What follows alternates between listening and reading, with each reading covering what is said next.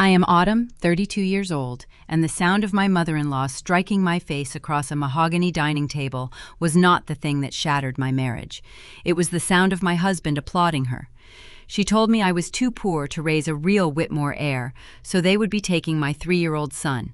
I laughed, right up until the crack of her hand against my cheek echoed through the room.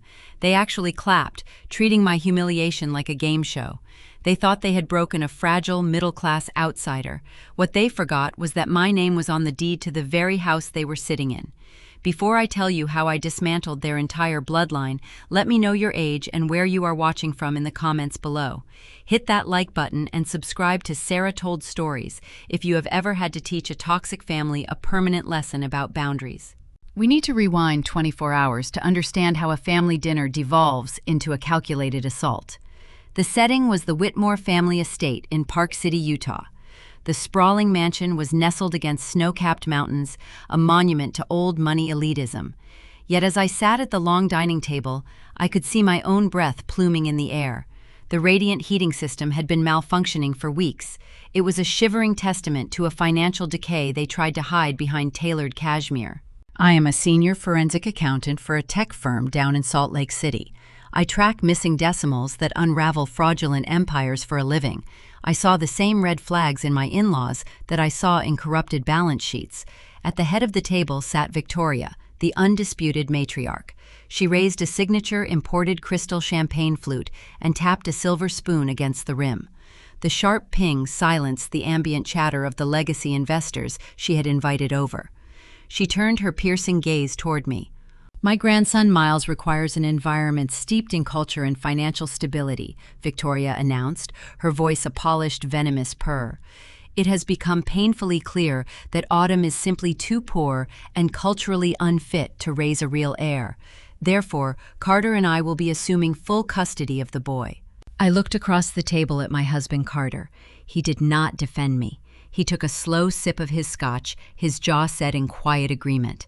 A dry chuckle escaped my lips before I could stop it. They were broke, shivering in a decaying house, yet attempting to evict me from my own child's life. "You are taking Miles?" I asked, keeping my voice level. "With what resources, Victoria? You cannot even afford to fix the furnace." The facade of the refined matriarch fractured.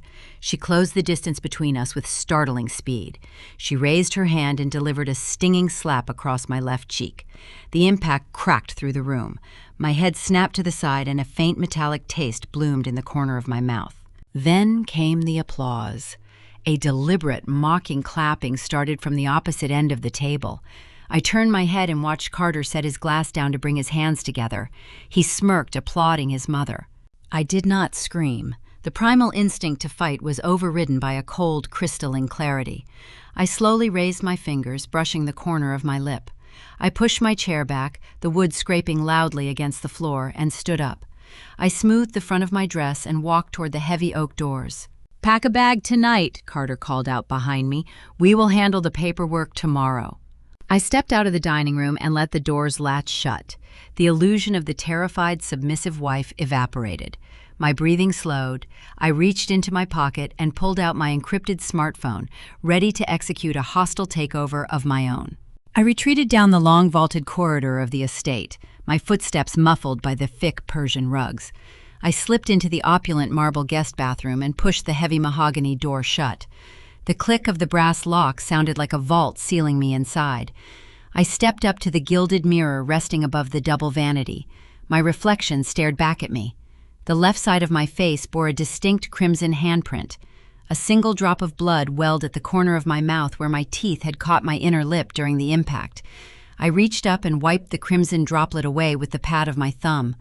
My pulse was remarkably steady. The adrenaline pumping through my veins was not born of fear. It was the icy, calculated thrill of an auditor who had just found the fatal flaw in a hostile ledger. The Whitmores were so obsessed with their fading old money status and country club memberships that they never bothered to look past my job title.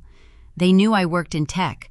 They assumed I was just a mid-level employee crunching numbers in a cubicle to pay off student loans.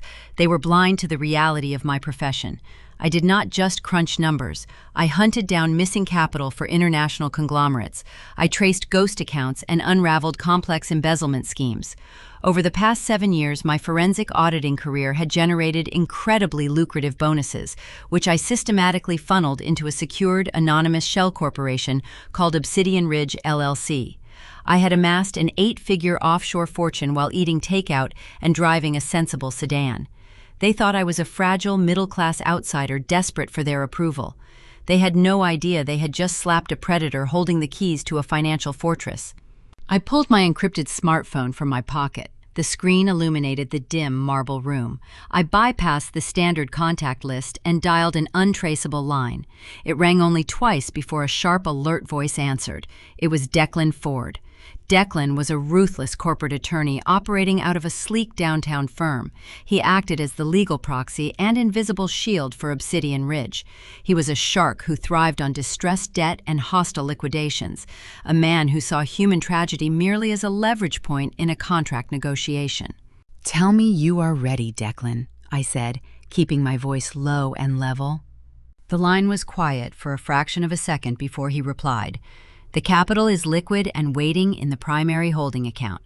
What is the target?" "Initiate Protocol Avalanche," I instructed, staring into my own dark eyes in the mirror. "I want the hostile acquisition of their commercial debts, all of them." Declan chuckled, a low mechanical sound. "I reviewed the portfolio yesterday. The Whitmore Family Ski Resort is drowning in toxic liabilities. Their seasonal revenue has tanked, and they are propping up the operational costs with a predatory mezzanine loan. It is a house of cards balancing on a toothpick. If we swoop in and buy that distressed paper from their current lenders, we will hold the primary liens on everything they touch." "Confirm the targets," I ordered, ignoring the sting radiating across my cheek. "We are acquiring the debt secured by the ski lodge," Declan listed methodically. "We are acquiring the mortgage on the Park City mansion you are currently standing inside, and we are isolating the personal credit lines tied directly to your husband. When the ink dries, Obsidian Ridge will be the sole, undisputed secured creditor of the Whitmore legacy. You will own the ground beneath their feet." "Execute the purchase immediately," I told him. "Pay a premium cash buyout to the current lenders to expedite the transfer. I want the legal authority to trigger a default notice at my discretion." "Consider it done," Declan stated.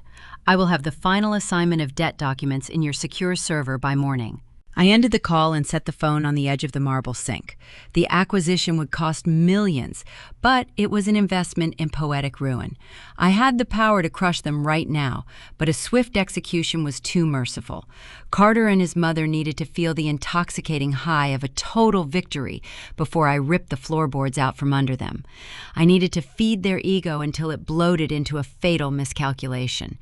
I turned the brass handles of the vanity sink and let the freezing water run over my hands. I cupped the icy liquid and splashed it harshly against my face, intentionally aggravating the red mark on my cheek. I stared at the mirror and forced my breathing to turn shallow and erratic. I blinked rapidly, keeping my eyes wide until the harsh fluorescent vanity lights caused my tear ducts to swell and spill over. Within 2 minutes, the composed corporate executioner vanished. The woman looking back at me was a picture of devastated submission. My eyes were bloodshot and watery. My posture slumped. I let my shoulders tremble as if the weight of Victoria striking me had genuinely broken my spirit. This manufactured vulnerability was the ultimate bait. I unlocked the bathroom door and walked slowly back down the vaulted corridor. As I approached the dining room, I could hear the faint sound of clinking silverware and low, smug laughter. I pushed the heavy oak doors open just wide enough to slip through. The conversation halted instantly. Victoria sat at the head of the table, her posture rigid and triumphant, a fresh glass of champagne resting near her manicured hand. Carter looked up from his steak, a dismissive smirk playing on his lips. The legacy investors shifted uncomfortably, eager to see how the pathetic outsider would handle her humiliation. I kept my head bowed, staring at the intricate patterns of the hardwood floor. I took a hesitant step forward, letting a ragged sob catch in my throat. "I am so sorry," I whispered, ensuring my voice cracked perfectly on the final syllable. Victoria raised a single sculpted eyebrow. "Sorry for what, exactly?" she prompted, demanding total capitulation in front of her guests. I gripped the fabric of my dress, my knuckles turning white. "I am sorry for causing a scene," I murmured, forcing another tear to track down my stinging cheek. "You are right. I am overwhelmed. I just want what is best for Miles. Please do not take him away from me. I will do whatever you ask. I just need some time to process everything." The dining room remained dead silent. I watched Carter from the corner of my eye, his chest puffed out slightly. The sight of his wife weeping and begging for mercy fueled his narcissistic superiority complex. He genuinely believed his mother's slap had successfully snapped me into profound obedience. He thought the threat of losing my son had terrified me into accepting my place at the bottom of their social hierarchy. Carter tossed his linen napkin onto his plate and stood up. He walked over to me, placing a heavy, patronizing hand on my trembling shoulder. "It is late autumn," he said, his tone dripping with fake magnanimity. "You are clearly having a psychological episode. Go upstairs and pack a small bag. You can stay at a cheap motel in town tonight to cool off. I will have my lawyers draft a custody arrangement that reflects your current mental instability. If you cooperate quietly, I might allow supervised visitation on holidays." I nodded meekly, keeping my gaze locked on the floorboards. "I understand," I whispered. "Thank you, Carter." I turned around and walked toward the grand staircase, maintaining the illusion of a shattered woman retreating into the shadows. Behind me, I heard Carter resume his seat. The clinking of crystal glasses returned, accompanied by the low, satisfied murmurs of a family celebrating their unchallenged dominion. They were toasting to the successful eviction of a nuisance. As I climbed the curved wooden steps out of their line of sight, the trembling in my shoulders ceased entirely. The fake tears dried against my skin. The performance was flawless. By presenting myself as a helpless, weeping victim, I had just handed Carter the psychological permission he desperately craved. This manufactured submission emboldened him. It gave him the illusion of unchecked dominance, ensuring he would rush forward with his plans without conducting a single defensive audit of his own vulnerabilities. He was going to use his wealth and influence to try and steal my son through the court system tomorrow morning. He thought he was preparing a brilliant legal strike against a defenseless mother. He had no idea he was sprinting blindfolded into a radioactive trap that would reduce his entire legacy to ash. The morning sun broke through the frost-covered windows of the estate, casting long, sharp shadows across the grand hallway. I had barely slept, spending the nocturnal hours orchestrating the transfer of millions through Declan. When I stepped out of the guest suite, the ambient temperature of the corridor bit through my thin sweater. Carter was already waiting for me at the top of the sweeping staircase. He did not wear his velvet dinner jacket today. He wore a tailored slate gray suit, the distinct uniform of a man preparing for a courtroom victory. He held a thick stack of legal paper bound by heavy blue staples. He did not say good morning or offer a shred of basic human decency. He simply flicked his wrist, tossing the heavy documents onto the Persian runner right at my feet. "Look at page 4, Carter instructed, a cruel smirk playing on his lips. I knelt down and picked up the bundle. The bold, black ink across the top read, "Ex parte emergency custody order." My eyes scanned the judicial signature at the bottom.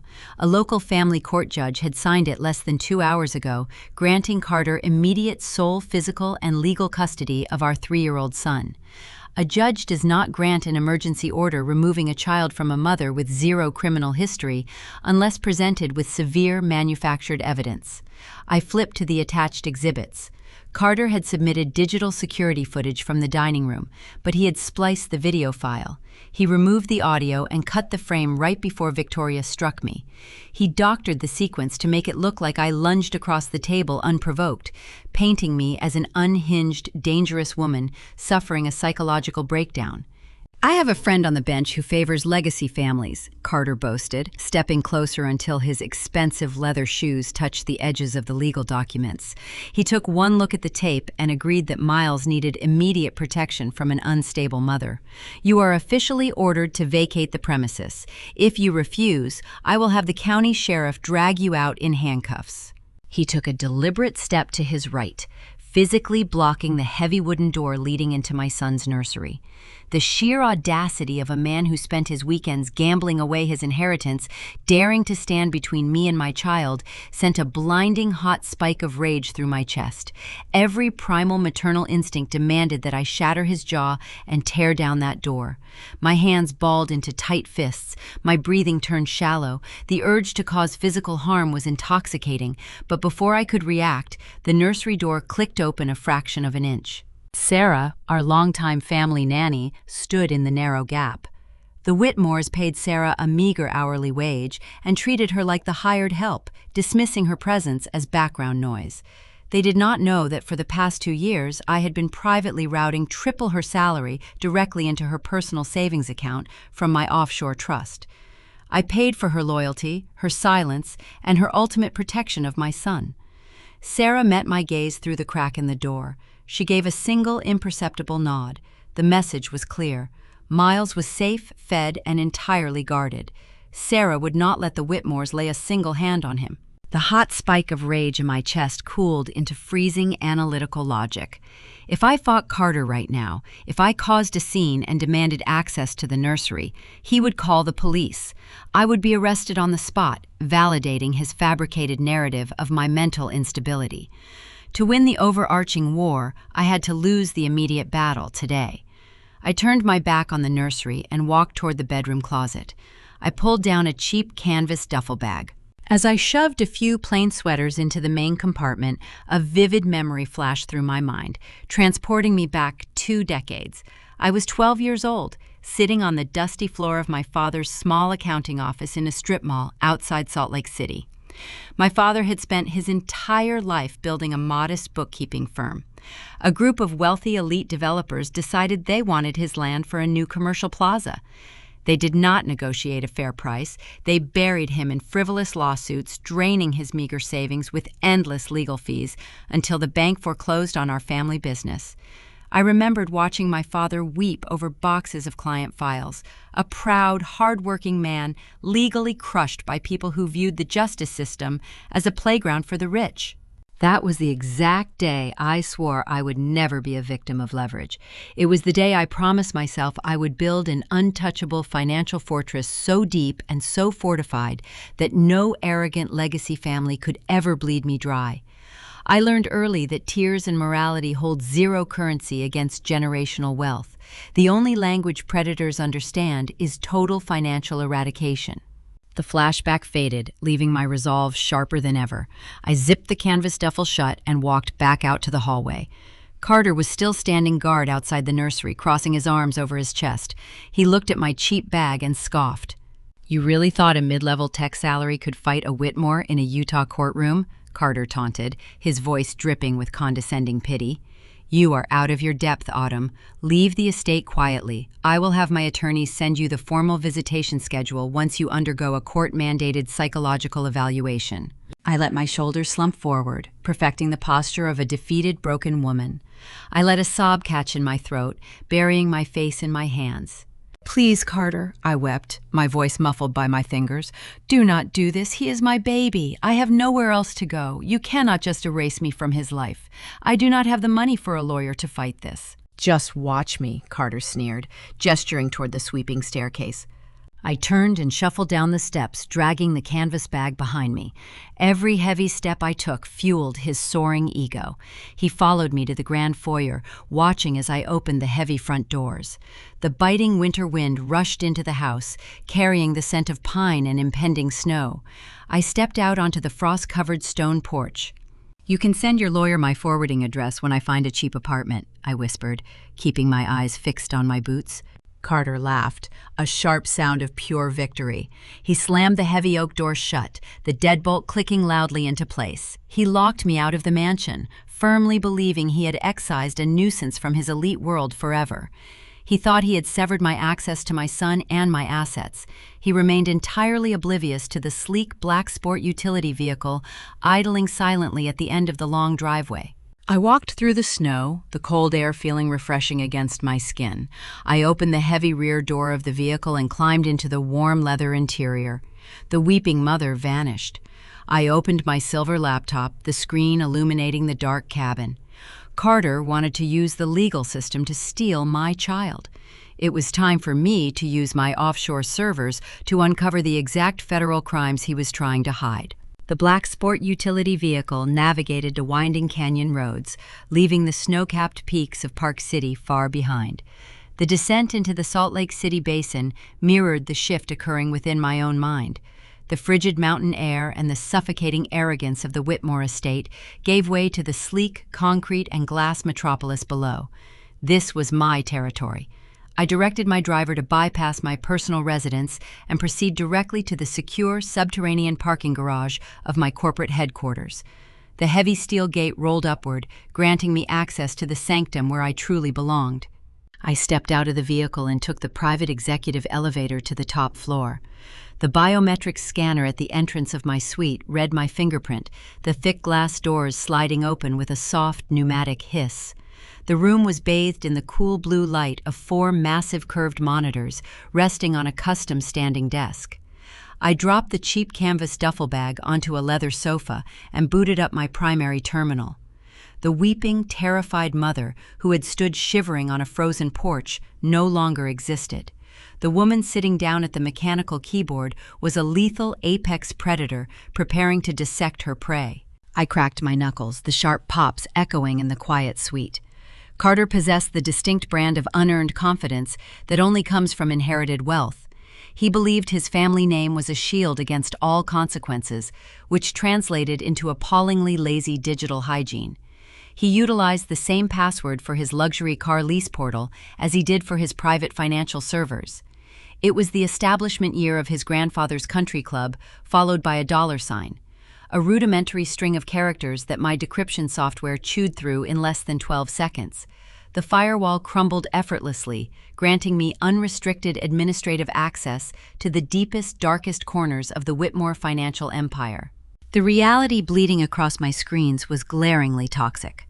The family ski lodge, the crown jewel of their high society persona, had not turned a genuine profit in over a decade. Carter had taken over the operational management 5 years ago, promising his aging father Preston that he would modernize the revenue streams.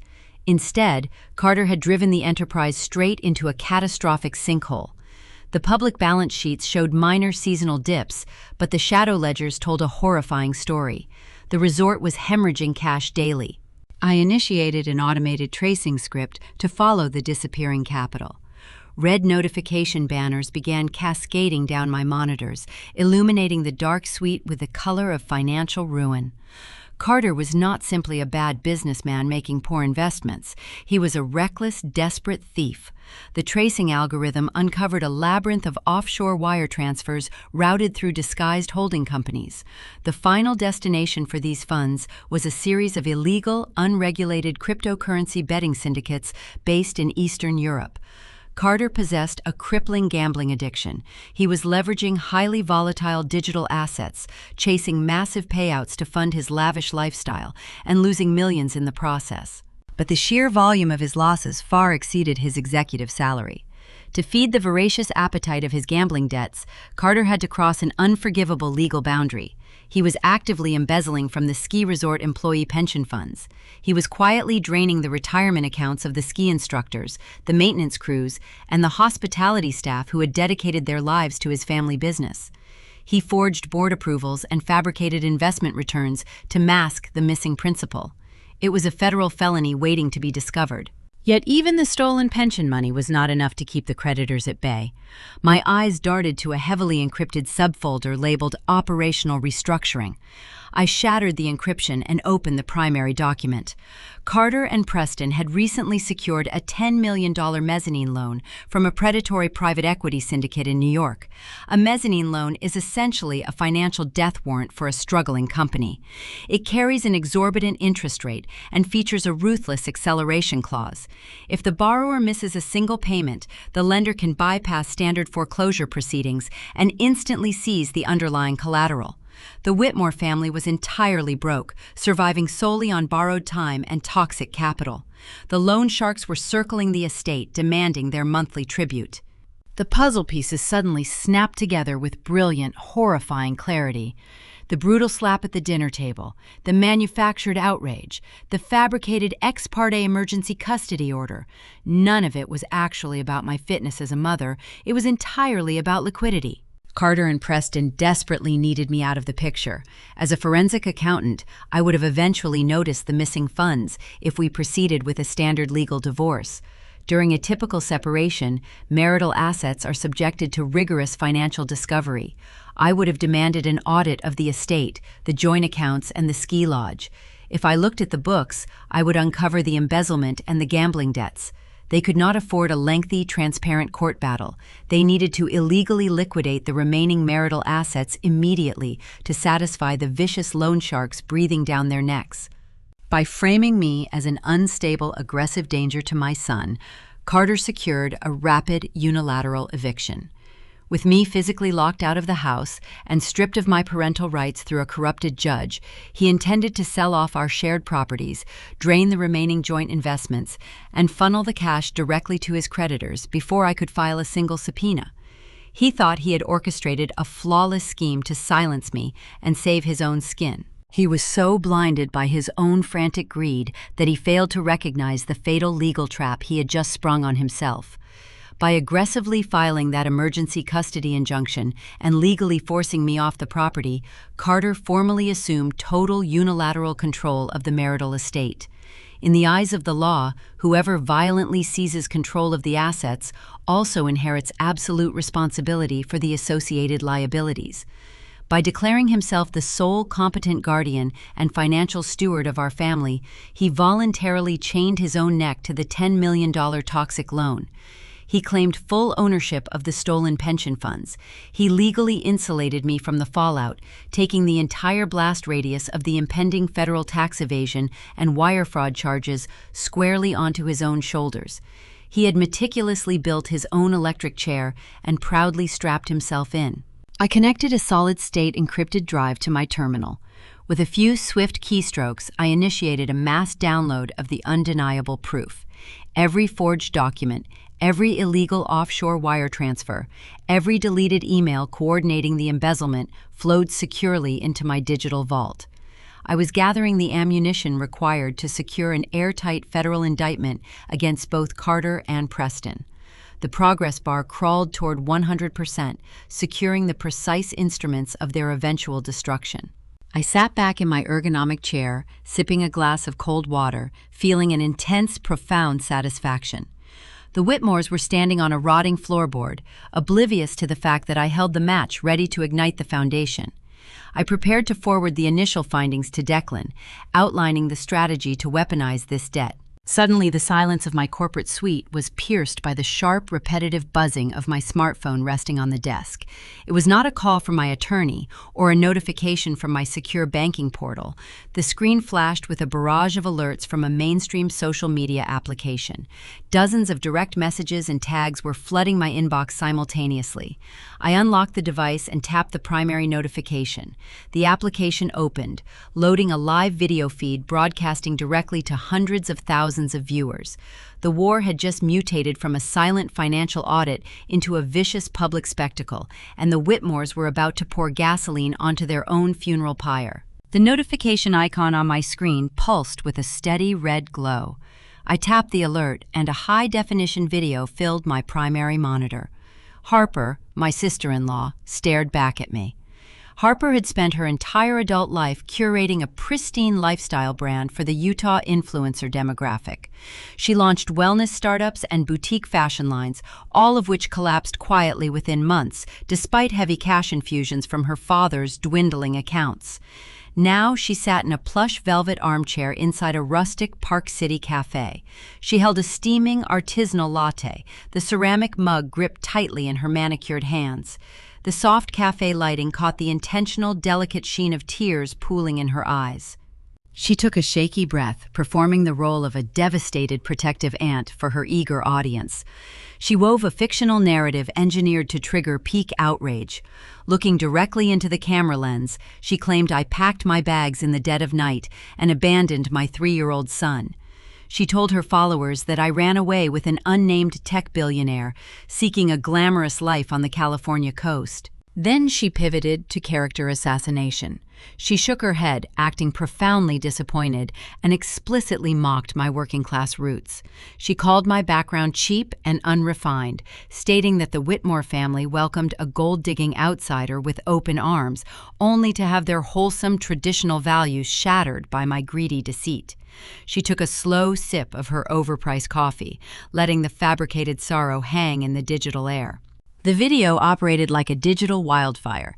The algorithm pushed her tearful confession to the top of every feed across the state. Within an hour, local gossip blogs picked up the story, splashing my face across their homepages alongside sensationalized headlines. The societal backlash was swift and brutal. My follower count plummeted, but my direct message inbox swelled with pure venom. Strangers who knew nothing about my forensic career or my fierce devotion to my son sent horrific messages. They called me an unfit mother. They told me I deserved to be locked away. The notifications piled up, carrying threats of physical harm and demands for my immediate exile from Salt Lake City. The Utah social elite, a tight-knit community that thrives on moral superiority and public piety, collectively turned their backs on me. They were eager to stand in solidarity with the prestigious Whitmore name, blindly accepting the narrative of a scorned, noble family fighting to protect a vulnerable child. I did not throw my phone across the room. I did not shed a single tear over the vitriol of gullible strangers. I leaned back in my ergonomic desk chair, picked up a ceramic mug of black coffee, and took a slow, deliberate sip. The dark roast was bitter and grounding. A normal person facing a coordinated public execution would panic. A typical mother might rush to the internet, recording a frantic defensive video, begging the public to believe her side of the story. She might post screenshots of bank statements or text messages, desperate to clear her name in the court of public opinion. But I know exactly how digital warfare operates. Engaging with a narcissist in a public forum only feeds their desperate need for attention. It gives them leverage. It gives them content to react to, fueling a perpetual cycle of drama that generates views and sponsorships. They thrive on the messy, chaotic exchange of emotional reactions. Instead of defending myself, I pivoted my attention to the mechanical keyboard resting on my glass desk. I opened a command terminal, the black screen stark against the bright glow of my other monitors. My fingers flew across the keys, writing a custom scraping script in Python. I set the parameters to automatically capture every single post, every shared link, every comment, and every video Harper uploaded to the internet. The script did not just save the visual content, it scraped the underlying metadata, the exact timestamps, the geographical tags, the view counts, and the engagement metrics. Lines of code cascaded down the screen, downloading the data into an encrypted off-site cloud server. I was meticulously building a vault of pristine, unalterable digital evidence. Harper thought she was winning a popularity contest. She believed she was orchestrating my exile from polite society. She did not realize she was meticulously documenting her own hostile intent. Every lie she uttered on camera, every defamatory claim she broadcasted to her hundreds of thousands of followers, calculated into a specific, quantifiable dollar amount for a future civil defamation suit. In the state of Utah, proving libel requires demonstrating published falsehoods that cause tangible reputational or financial harm. Harper was handing me the exact ammunition required to bankrupt whatever meager trust fund she had left. I watched the download progress bars fill up, feeling a cold, profound satisfaction. The internet is merely a circus, and the opinions of anonymous commenters hold zero currency in a courtroom. I operate in the real world, where facts, ledgers, and signed contracts dictate the ultimate outcome. Let them rage in the comment sections. Let them believe they had successfully ruined my reputation. The louder they screamed online, the tighter they secured the legal noose around their own necks. As the day dragged into evening, my chilling silence became a suffocating vacuum for the Whitmores. Narcissists require a reaction to sustain their power dynamic. They need the target to thrash against the trap, to beg for mercy, to show visible signs of distress. When 24 hours passed without a single public statement, a leaked apology, or a desperate plea for a truce, their triumphant celebration soured into paranoid anxiety.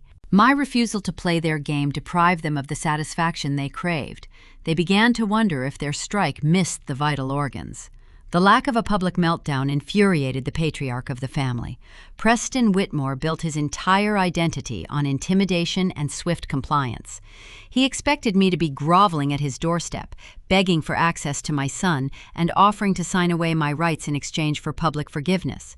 He paced the floor of his grand study, staring at his silent smartphone, unable to comprehend why the middle-class outsider was not crumbling under the weight of his societal influence.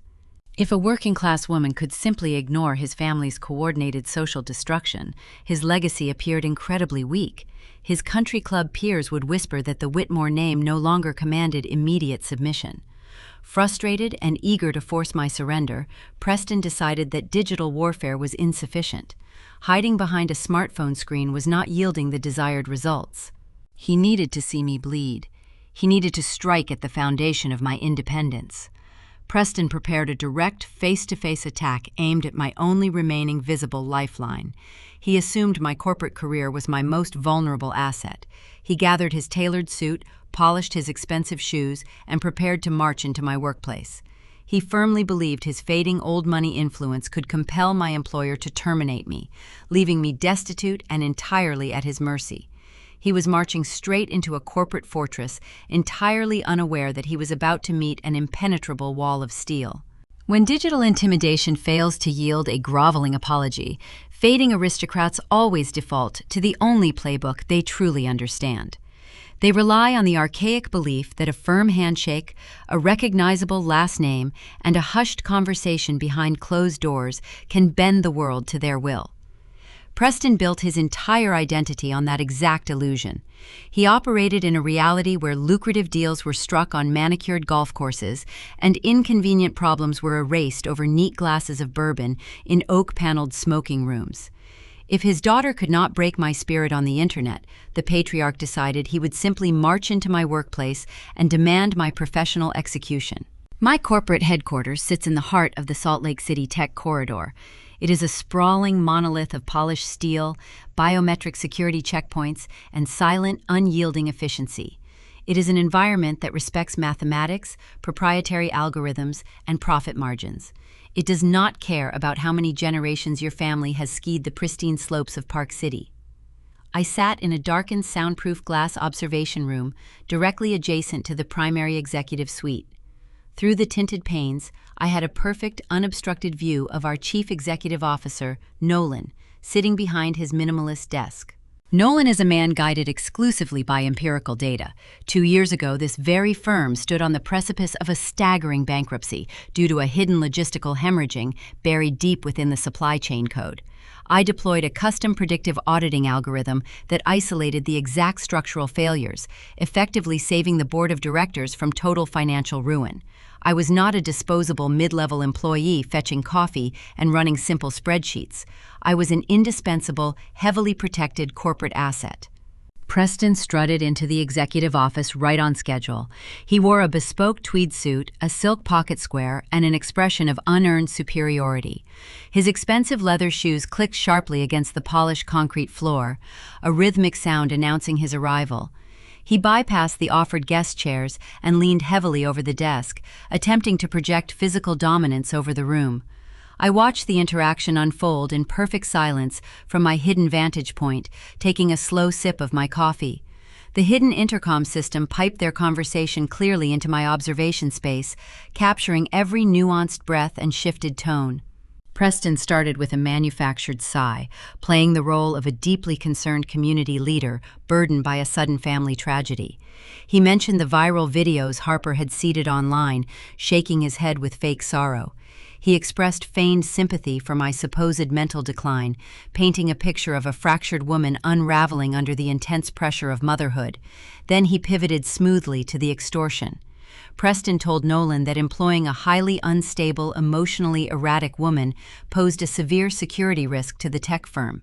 He leaned closer, lowering his voice into a conspiratorial whisper, suggesting that a mother capable of abandoning her child was certainly capable of stealing proprietary company data to sell to foreign competitors. He finished his pitch by invoking his legacy. He casually mentioned his long-standing connections to regional venture capitalists, subtly implying that keeping me on the payroll would jeopardize future funding rounds for the tech firm. He demanded my immediate termination. He expected Nolan to nod eagerly, shake his hand, and call security to clear out my desk. He stood there, chest puffed out, waiting for the capitulation he believed his last name guaranteed. Nolan did not blink. He sat perfectly still, listening to the desperate ramblings of a man whose era had long passed. I watched a single bead of sweat form at the edge of the patriarch's hairline. The room was heavily climate-controlled, but the sheer exertion of maintaining his bluff was causing his core temperature to rise. His breathing grew shallow, the fabric of his tweed suit rising and falling with irregular, rapid jerks. Nolan steepled his fingers, staring at the older man with profound clinical detachment. The chief executive officer explained, in a voice devoid of any warmth or hesitation, that human resource decisions at this facility are dictated by performance metrics, not local gossip blogs or country club rumors. "We deal in algorithms," Nolan stated coolly, "not anecdotes." He explicitly verified that my contributions to the firm were irreplaceable. He dismantled the pathetic argument piece by piece, noting that my security clearance was pristine and my code generated 8 figures in annual revenue. The color drained from the older man's face, leaving his skin a sickly ashen gray. The realization that his prestigious name carried zero currency in this modern arena struck him like a physical blow to the sternum. He stood frozen, his mouth opening and closing as he searched for a rebuttal that simply did not exist. His eyes darted around the sleek office, looking for an angle, a weakness, or a sympathetic ear. He found nothing but cold, hard, data-driven rejection. The monster I used to fear at family dinners was just a desperate old man drowning in debt. Before the patriarch could formulate a coherent response, Nolan opened his top desk drawer. He withdrew a single, crisp document printed on heavy cream stationery and slid it across the smooth surface. It was a formal cease and desist order. I had instructed Declan Ford to draft it hours earlier, anticipating this exact desperate maneuver. The legal language was flawless, creating an impenetrable barrier around my professional sanctuary. Nolan informed him that the document legally barred him, his son, and any other representative of their estate from ever stepping foot on the corporate campus. If anyone attempted to contact an executive, client, or board member associated with the firm again, the company would pursue relentless civil litigation for tortious interference. The threat was not an empty promise. It was a guaranteed pledge of financial retaliation from a billion-dollar tech entity. Preston picked up the document. His hands trembled so visibly that the heavy paper rattled in the quiet office. The arrogant posture crumpled entirely. He looked small, pathetic, and utterly out of options. He turned on his heel and stormed out of the suite, the heavy glass door clicking shut behind him. I watched him march down the long, illuminated corridor, a broken man retreating to a rapidly sinking ship. He had come to execute me, only to be handed his own professional exile. The failed blackmail attempt proved one undeniable truth. My in-laws were out of conventional ammunition. They had exhausted their social influence and their legal tricks. They were thrashing blindly, desperate to maintain an illusion of power that was evaporating into thin air. Their panic was peaking, which meant the timing for my counteroffensive was flawless. I pulled my secure smartphone from my pocket and typed a single encrypted message to Declan. It was time to stop playing defense. It was finally time to purchase the heavy steel chains that would permanently bind them to their own ruin. The failed corporate ambush delivered by my father-in-law confirmed my exact operational timeline. The older man walked out of my tech headquarters carrying nothing but a fresh cease and desist order, leaving a trail of shattered arrogance in his wake. His desperate attempt to sever my employment proved the Whitmore patriarch had exhausted his social currency. They possessed zero leverage. It was the perfect moment to shift my posture from patient observation to lethal financial execution. I picked up my secure smartphone and dialed Declan Ford. The time for waiting had officially expired. We were moving to acquire the steel chains that would permanently bind my husband's family to the bottom of the ocean. To understand the sheer scale of the trap I was springing, one must look back exactly 12 months. My forensic accounting algorithms are designed to track microscopic anomalies in vast datasets. A year ago, while running a routine calibration test on my home network, the code flagged a series of erratic encrypted transactions pinging from Carter's personal devices. Out of sheer professional curiosity, I traced the digital breadcrumbs. The trail led directly to the ski lodge employee pension fund, revealing his systematic embezzlement to cover his offshore cryptocurrency gambling debts. A typical spouse might have confronted her husband with the evidence. A typical wife might have cried, demanded couples therapy, or filed for an immediate divorce. I am not a typical spouse. I am an auditor. I recognize that confronting a narcissist only gives them time to hide their assets and manipulate the narrative. Instead of staging a tearful intervention, I utilized a burner email account routed through 3 international servers to anonymously tip off his conservative commercial lenders. The banks immediately panicked. They called in their lines of credit and slashed his borrowing margins to 0. Carter was suddenly starving for liquidity. Desperate to keep his theft hidden from his father and avoid a federal audit, he was forced to seek capital in the shadowy, unregulated corners of the financial sector. I actively herded him straight into the waiting jaws of a predatory New York private equity syndicate. He signed a $10 million toxic mezzanine loan to keep the resort afloat, securing his own financial death warrant. I engineered the very crisis he was currently drowning in.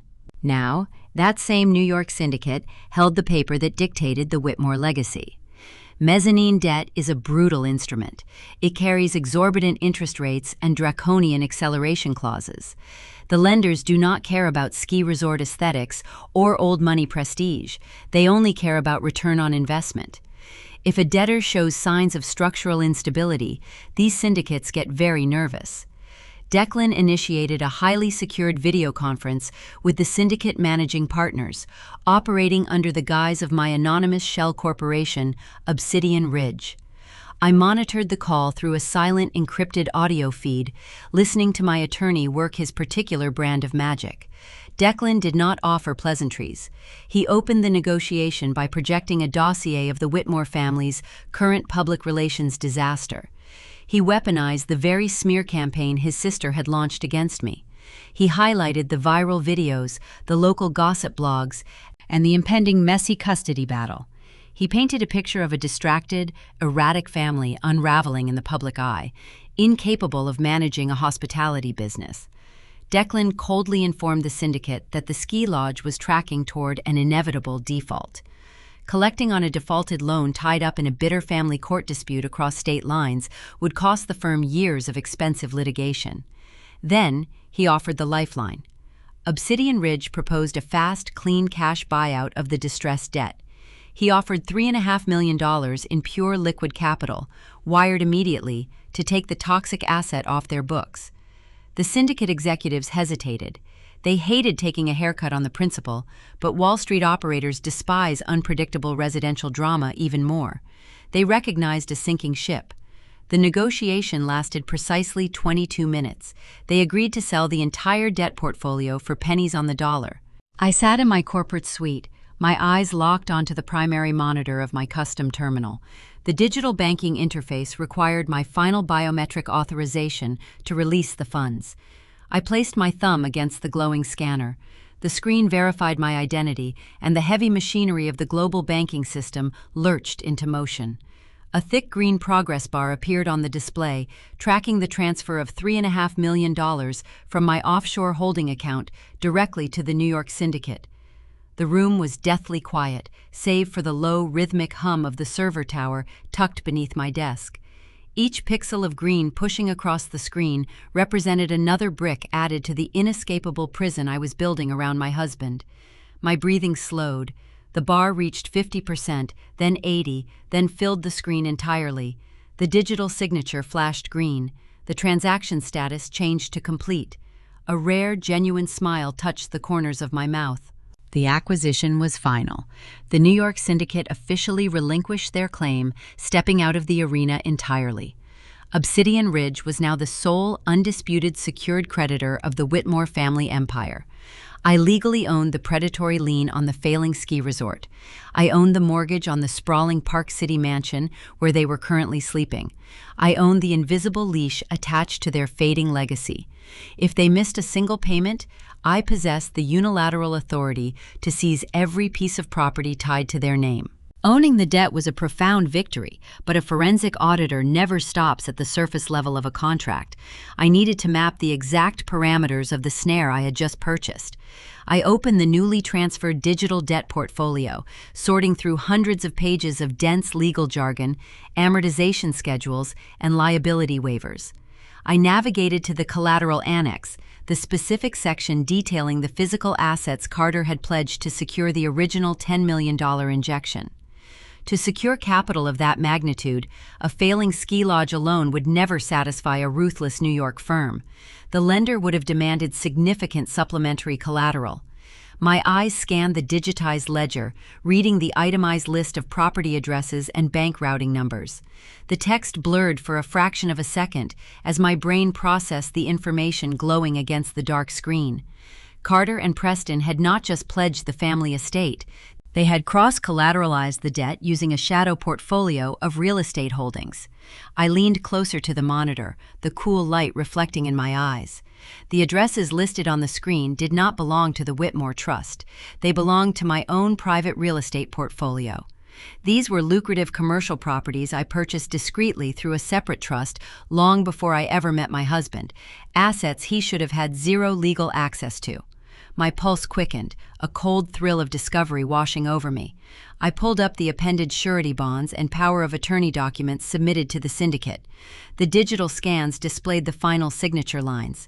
There, resting starkly against the white background, was an imitation of my own cursive handwriting. The strokes were jagged, the loops forced and unnatural. It was a crude, desperate fake. The custody battle and the public humiliation were merely smokescreens. I had just uncovered a sweeping, felony-level secret my husband was hiding, a secret that would transform a civil dispute into a guaranteed federal indictment. I leaned closer to the high-resolution monitor, letting the cool blue light wash over my face as my eyes locked onto the forged signature. The digital document displayed a masterfully complex corporate surety bond, executed and notarized in secret. My name sat at the bottom of the page, but the handwriting was a grotesque imitation. The loops of the letters were sharp and hesitant, lacking the fluid, confident cadence of my actual signature. It was the desperate, shaky penmanship of a man committing a federal felony. I traced the jagged digital lines with my fingertip against the glass screen. The sheer audacity of the theft sent a shockwave of cold, lethal clarity straight down my spine. This was no longer a bitter domestic dispute over custody. This was a sprawling criminal enterprise. To comprehend the true gravity of what my husband had done, you have to understand the specific assets he pledged to the New York private equity syndicate. 5 years before I ever met Carter, I utilized my initial corporate auditing bonuses to quietly purchase a portfolio of lucrative commercial real estate in downtown Salt Lake City. I bought unassuming office parks and heavily trafficked retail centers, placing them inside a discreet, fortified trust. They generated a highly predictable, incredibly robust passive income. I never flaunted these properties. I never mentioned their existence at the Whitmore family dinners. I kept my financial independence entirely insulated from their fading aristocratic world. Carter must have breached the biometric safe hidden in the back of my primary closet at the Park City estate. He likely spent weeks photographing the deeds, the trust incorporation documents, and the property tax records while I was busy working long hours at the tech firm. Armed with that stolen intelligence, he and his father Preston orchestrated a breathtaking scheme. They drafted a comprehensive power of attorney document, granting Carter unlimited unilateral authority to leverage my private trust. They bribed a corrupt local notary to stamp the fraudulent paperwork. Then, they handed my pristine, debt-free commercial portfolio to a ruthless syndicate to secure a $10 million toxic mezzanine loan. The pieces of the psychological puzzle snapped together with horrifying precision. The sudden, violent eviction and the fabricated ex parte custody order were never truly about my fitness as a mother. Those actions were a desperate, calculated shield. In a standard divorce proceeding, the court mandates a rigorous, transparent financial discovery phase. Both parties must submit their portfolios to independent auditors. If we had proceeded through normal legal channels, the court-appointed accountants would have instantly uncovered the cross-collateralized loans and the missing employee pension funds. Carter needed me legally discredited and physically locked out of the house before I could file a single subpoena. By orchestrating the dining room ambush and bribing a corrupt judge to label me mentally unstable, Carter manufactured the perfect smokescreen. He believed that if I ever discovered the forged collateral and went to the authorities, his highly publicized narrative would protect him. The police would view my accusations as the paranoid, vindictive ramblings of a deranged, estranged wife attempting to ruin her prominent husband. He thought the viral social media smear campaign, spearheaded by his sister Harper, would permanently destroy my credibility. He intended to sell off my commercial properties out from under me, satisfy the loan sharks, and leave me destitute and institutionalized. He thought he was playing a brilliant game of chess. He failed to realize he was sitting at a table rigged with high explosives. The legal ramifications of his actions were staggering. Forging a signature to secure capital across state lines constitutes aggravated identity theft and grand felony wire fraud. The federal sentencing guidelines for defrauding a financial institution of that magnitude carry mandatory minimums in a federal penitentiary. Carter and Preston had crossed an irreversible threshold. They had willingly leaped into the crosshairs of the Federal Bureau of Investigation. I sat back in my ergonomic desk chair, letting the deep, profound satisfaction of the moment settle into my bones. A lesser opponent would have immediately called the police, rushing to the nearest precinct, waving the printed documents. But initiating a criminal investigation prematurely would give Carter a sliver of an opportunity to mount a defense. He could claim ignorance. He could blame the forgery entirely on his father. He could hire an expensive defense attorney to muddy the waters and drag the indictment out for years, draining my energy and keeping my son in legal limbo. I could not allow him a single inch of breathing room. I needed to ensure he legally, voluntarily, and publicly bound himself to the radioactive liability of those forged documents without any possible chance of escape. I needed him to affirmatively claim the debt. I picked up my secure smartphone and dialed Declan Ford. My corporate attorney answered with his usual brisk efficiency, fully aware that the debt acquisition had cleared our accounts moments ago. "The transfer is verified," Declan stated, the satisfaction evident in his crisp tone. "Obsidian Ridge holds the paper. We own the Whitmore estate. What is our next maneuver?" "They forged my signature," I told him, keeping my voice incredibly level. "The collateral annex includes my private commercial real estate portfolio in Salt Lake City. Carter fabricated a power of attorney and pledged my properties to secure the syndicate funding." A heavy silence fell over the encrypted line. Even a ruthless shark like Declan was stunned by the sheer arrogance of the crime. "That is federal wire fraud," he finally murmured, a dark thrill bleeding into his words. "He just handed you the rope to hang him. If we take this to the United States Attorney, he will be indicted before the week is over." "Not yet," I instructed. "If we drop the hammer now, he will panic and point fingers. I want his signature on a fresh document acknowledging and assuming the entirety of the corporate debt. I want him to look a mediator in the eye and legally declare that he alone owns the liability." Declan understood the strategy instantly. "You want to invite him to a settlement negotiation." "Exactly," I replied. "Reach out to his legal counsel this afternoon. Tell them I am emotionally exhausted, financially terrified, and desperate to avoid a prolonged public custody trial. Tell them I want to schedule a private mediation session for tomorrow. Offer a total surrender." "A total surrender," Declan repeated, verifying the parameters of the trap. "I will give him full physical custody on paper," I explained, my eyes scanning the glowing evidence on my monitors. "I will waive my right to alimony. I will hand him the marital home. In exchange, he must sign an ironclad assumption of liability clause, officially transferring all known and unknown corporate debts of the Whitmore estate entirely into his name. He must explicitly waive the right to contest any retroactive liabilities to protect me from his business dealings." Declan chuckled, the sound sharp and metallic. He thinks you are trying to run away from a sinking ship. He will sign the assumption clause just to prove his dominance and ensure you leave empty-handed. He will have no idea he is legally claiming ownership of a $10 million loan you just purchased. Set the meeting, I ordered. Make sure it happens in a neutral downtown conference room, and Declan, do not attend as my primary counsel. Declan paused. You want me hidden. Carter knows your reputation, I said.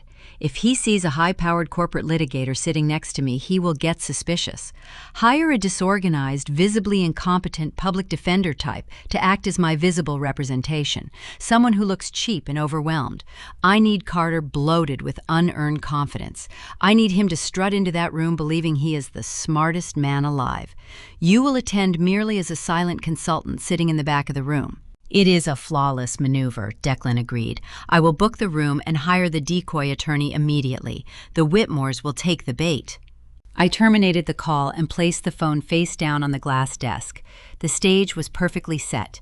Carter was operating under the delusion that his social media smear campaign and his corrupt judicial connections had driven me into a corner.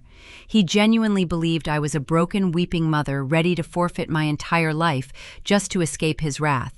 I minimized the financial ledgers and opened a blank document, drafting the exact legal phrasing I required for his impending financial death warrant. Tomorrow, I would put on an oversized sweater, mess up my hair, and shed manufactured tears for my arrogant husband. I would let him patronize me. I would let him explain basic finance to me as if I were a child. I would watch him click his expensive gold pen and eagerly sign a contract that permanently chained his neck to a federal crime. He thought he was walking into a room to finalize his absolute victory. He had no idea he was stepping onto a meticulously designed execution block surrounded by invisible steel bars, preparing to commit the final arrogant miscalculation of his life. The sterile conference room in downtown Salt Lake City offered a panoramic view of the snow-capped peaks, yet the atmosphere inside felt clinical and suffocating. I sat at the far end of the long glass table, staring at my trembling hands. My performance required immaculate attention to detail. I wore an oversized, faded gray knit sweater that swallowed my frame, paired with scuffed boots. I had skipped sleep, rubbed my eyes until the sclera burned a faint red, and left my hair tied in a chaotic knot. I needed to look like a defeated mother who had run out of options. To my right sat Mr. Finch, a local public defender type I hired specifically for his disorganized aura. He was sweating, shuffling a stack of poorly highlighted manila folders and dropping his cheap plastic pen every few minutes. He was the perfect decoy. Sitting in the far back corner of the room, blending into the shadows of a potted ficus, was Declan Ford. My true corporate counsel wore a muted charcoal suit, holding a blank legal pad, posing as a silent advisory consultant. The heavy glass door swung open. Carter strode into the room, exuding the unchecked confidence of a conquering king. He wore a pristine tailored navy suit, a silk pocket square tucked neatly into the breast pocket. He did not look like a man teetering on the edge of financial ruin. He looked like a man who believed his elite heritage rendered him untouchable. Flanking him was his legal counsel, a slick, high-priced litigator named Caldwell, who carried a sleek leather briefcase and sneered at my rumpled attorney. Carter did not offer a greeting. He pulled out the chair directly across from me, unbuttoned his jacket, and leaned back with an expression of unearned superiority. He looked at my faded sweater, then at Finch, shuffling his messy papers, and a cruel, satisfied smirk stretched across his face. "Let us make this brief," Caldwell announced, snapping his briefcase open. "My client has a highly demanding schedule managing the Whitmore estate and overseeing the ski lodge operations. We are here solely as a courtesy to process your surrender."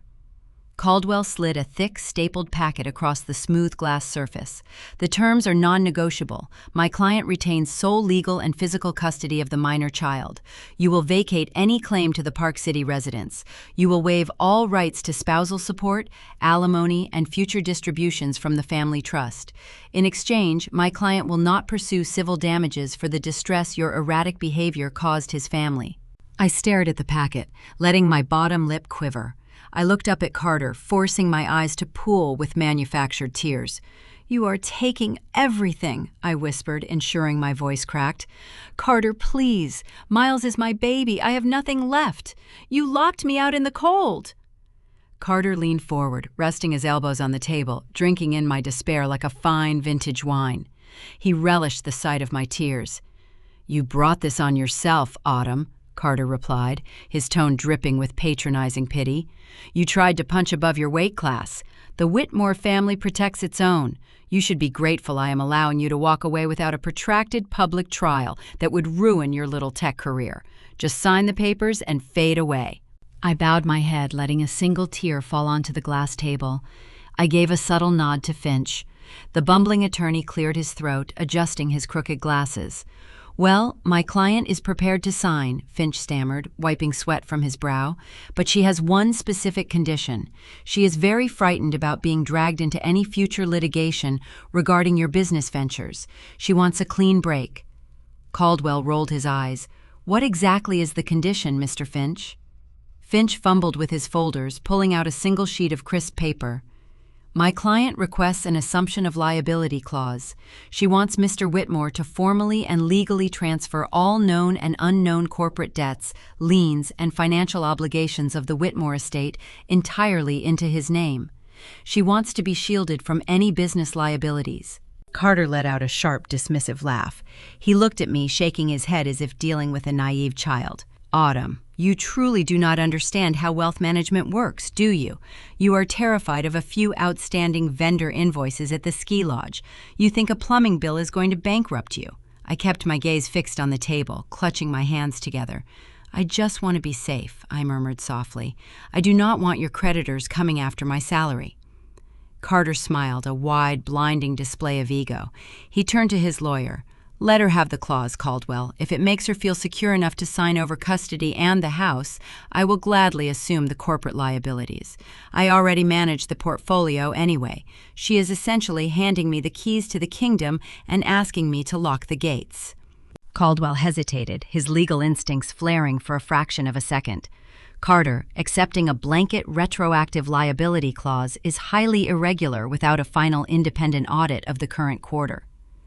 Carter waved his hand, silencing the expensive litigator. "I know my own books, Caldwell. The estate is fine. The lodge is transitioning into a new investment phase. Give her the guarantee. I want this done today." Caldwell sighed, pulling a gold fountain pen from his breast pocket. He drafted the addendum quickly, transcribing the exact phrasing Finch provided. The clause was a masterpiece of legal entrapment. It explicitly stated that Carter assumed total irrevocable responsibility for all encumbrances, tax obligations, and corporate debts associated with the Whitmore entities. Crucially, it included a waiver of his right to contest any retroactive liabilities. He was legally cementing himself to the $10 million toxic mezzanine loan I had just purchased. He was wrapping his own hands around the 8-figure federal tax fraud and tying the knot tight. Caldwell slid the amended contract back across the table. Carter picked up the gold pen. He did not read the fine print. He was too intoxicated by the sight of my slumped, defeated posture. With a swift flourish, he signed his name on the bottom line. The ink dried on the thick parchment, formalizing his execution. He pushed the document toward me. I picked up a cheap plastic pen and signed my portion, officially handing him the illusion of victory. Carter stood up, buttoning his tailored jacket. He looked down at me one last time. "You played a dangerous game, Autumn," he said, adjusting his silk pocket square. "Now you can go back to your quiet, mediocre life. Do not try to contact Miles. We will send you updates when we feel it is appropriate." I did not respond. I simply kept my head bowed, playing the broken woman until the very last second. Carter and Caldwell turned their backs and marched out of the conference room. The heavy glass door swung shut behind them, the latch clicking into place. Their footsteps faded down the carpeted corridor. I waited 10 seconds. The silence in the room stretched, thick and pregnant with anticipation. Slowly, I lifted my head. I wiped the remaining moisture from my eyes. I dropped the cheap plastic pen onto the table and straightened my spine. The trembling in my shoulders stopped instantly. Finch let out a long breath, loosening his tight collar. "You paid me well for this performance, Miss Patel," he muttered, packing his messy folders, "but I have never seen a man sign away his own neck with such an enormous smile on his face." I nodded to him, dismissing the decoy. "You did excellent work, Mr. Finch. Your retainer will be wired by 5 o'clock. The rumpled lawyer nodded and exited the room, leaving me alone with Declan. Declan stepped out of the shadows, walking toward the table with predatory grace. He picked up the signed contract, his eyes scanning the fresh ink. The corners of his mouth turned up into a cold, sharp grin. He just waived his right to contest the debt, Declan confirmed, holding the paper up to the light. He claimed the entirety of the liability. The New York syndicate loan is now his sole personal and corporate burden. He also legally insulated you from the federal wire fraud and the forged commercial collateral. He built his own prison cell and handed you the keys. I stood up, pulling the oversized gray sweater over my head. I tossed the hideous garment into the corner trash can. Underneath, I wore a sleek black silk blouse. I ran my fingers through my hair, letting the chaotic knot fall into smooth waves. "He thinks he won the war," I said, looking out the panoramic window at the snow-covered Wasatch Mountains. "He is going to celebrate." I monitored their social media accounts this morning.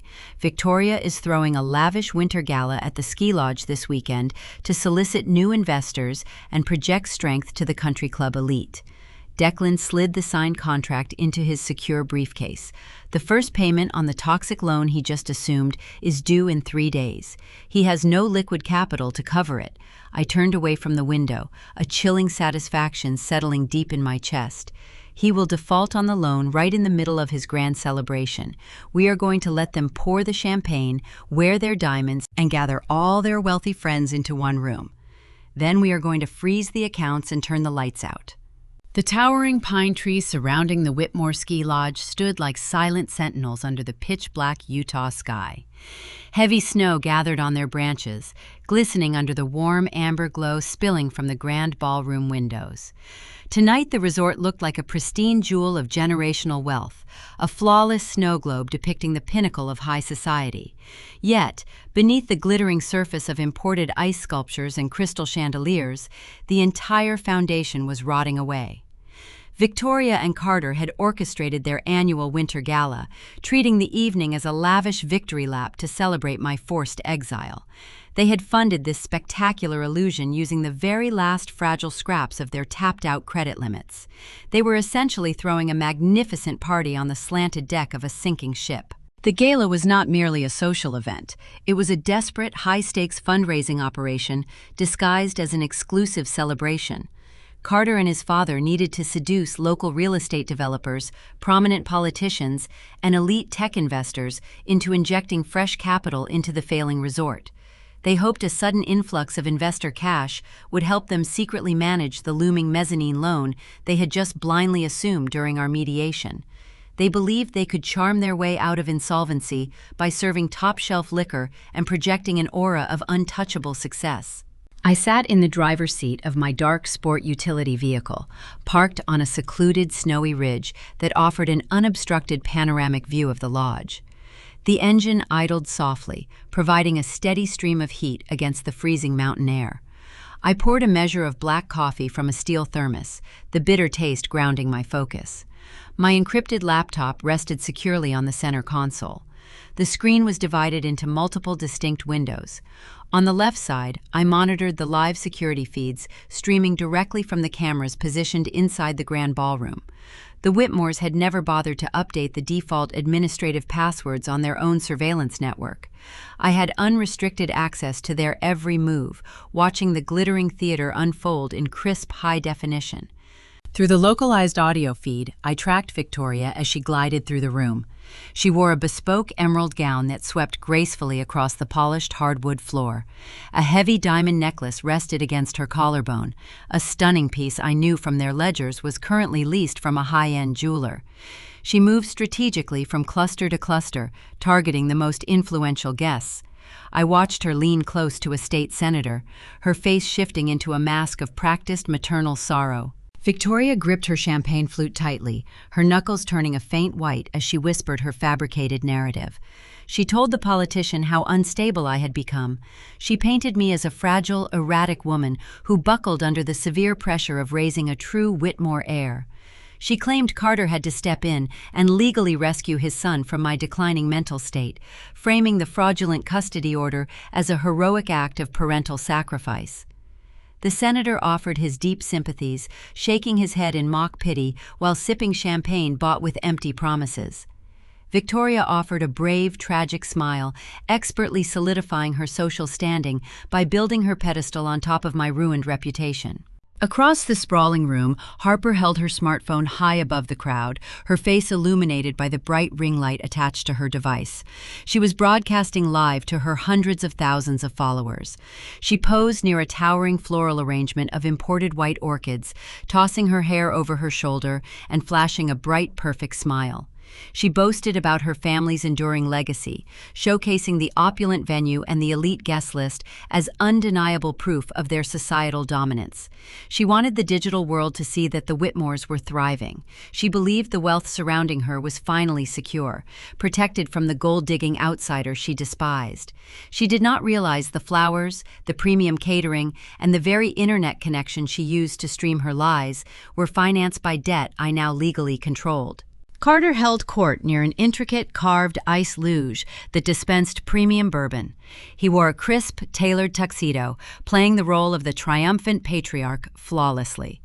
He shook hands with wealthy venture capitalists, accepting their quiet congratulations on winning full custody of Miles.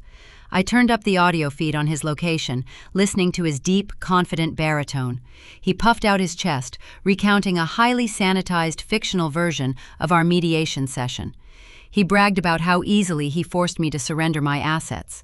He sold his audience the narrative of a strong, protective father who shielded his family business from a greedy, vindictive ex-wife. He claimed he boldly assumed all the corporate liabilities just to ensure I walked away empty-handed. The investors nodded, entranced by his smooth delivery and the generous flow of expensive liquor, entirely ignorant to the fact that his arrogant signature was actually a financial suicide note. I leaned back against the leather headrest of my vehicle, watching the monitor with profound, chilling detachment. The sheer hypocrisy radiating from the ballroom was staggering.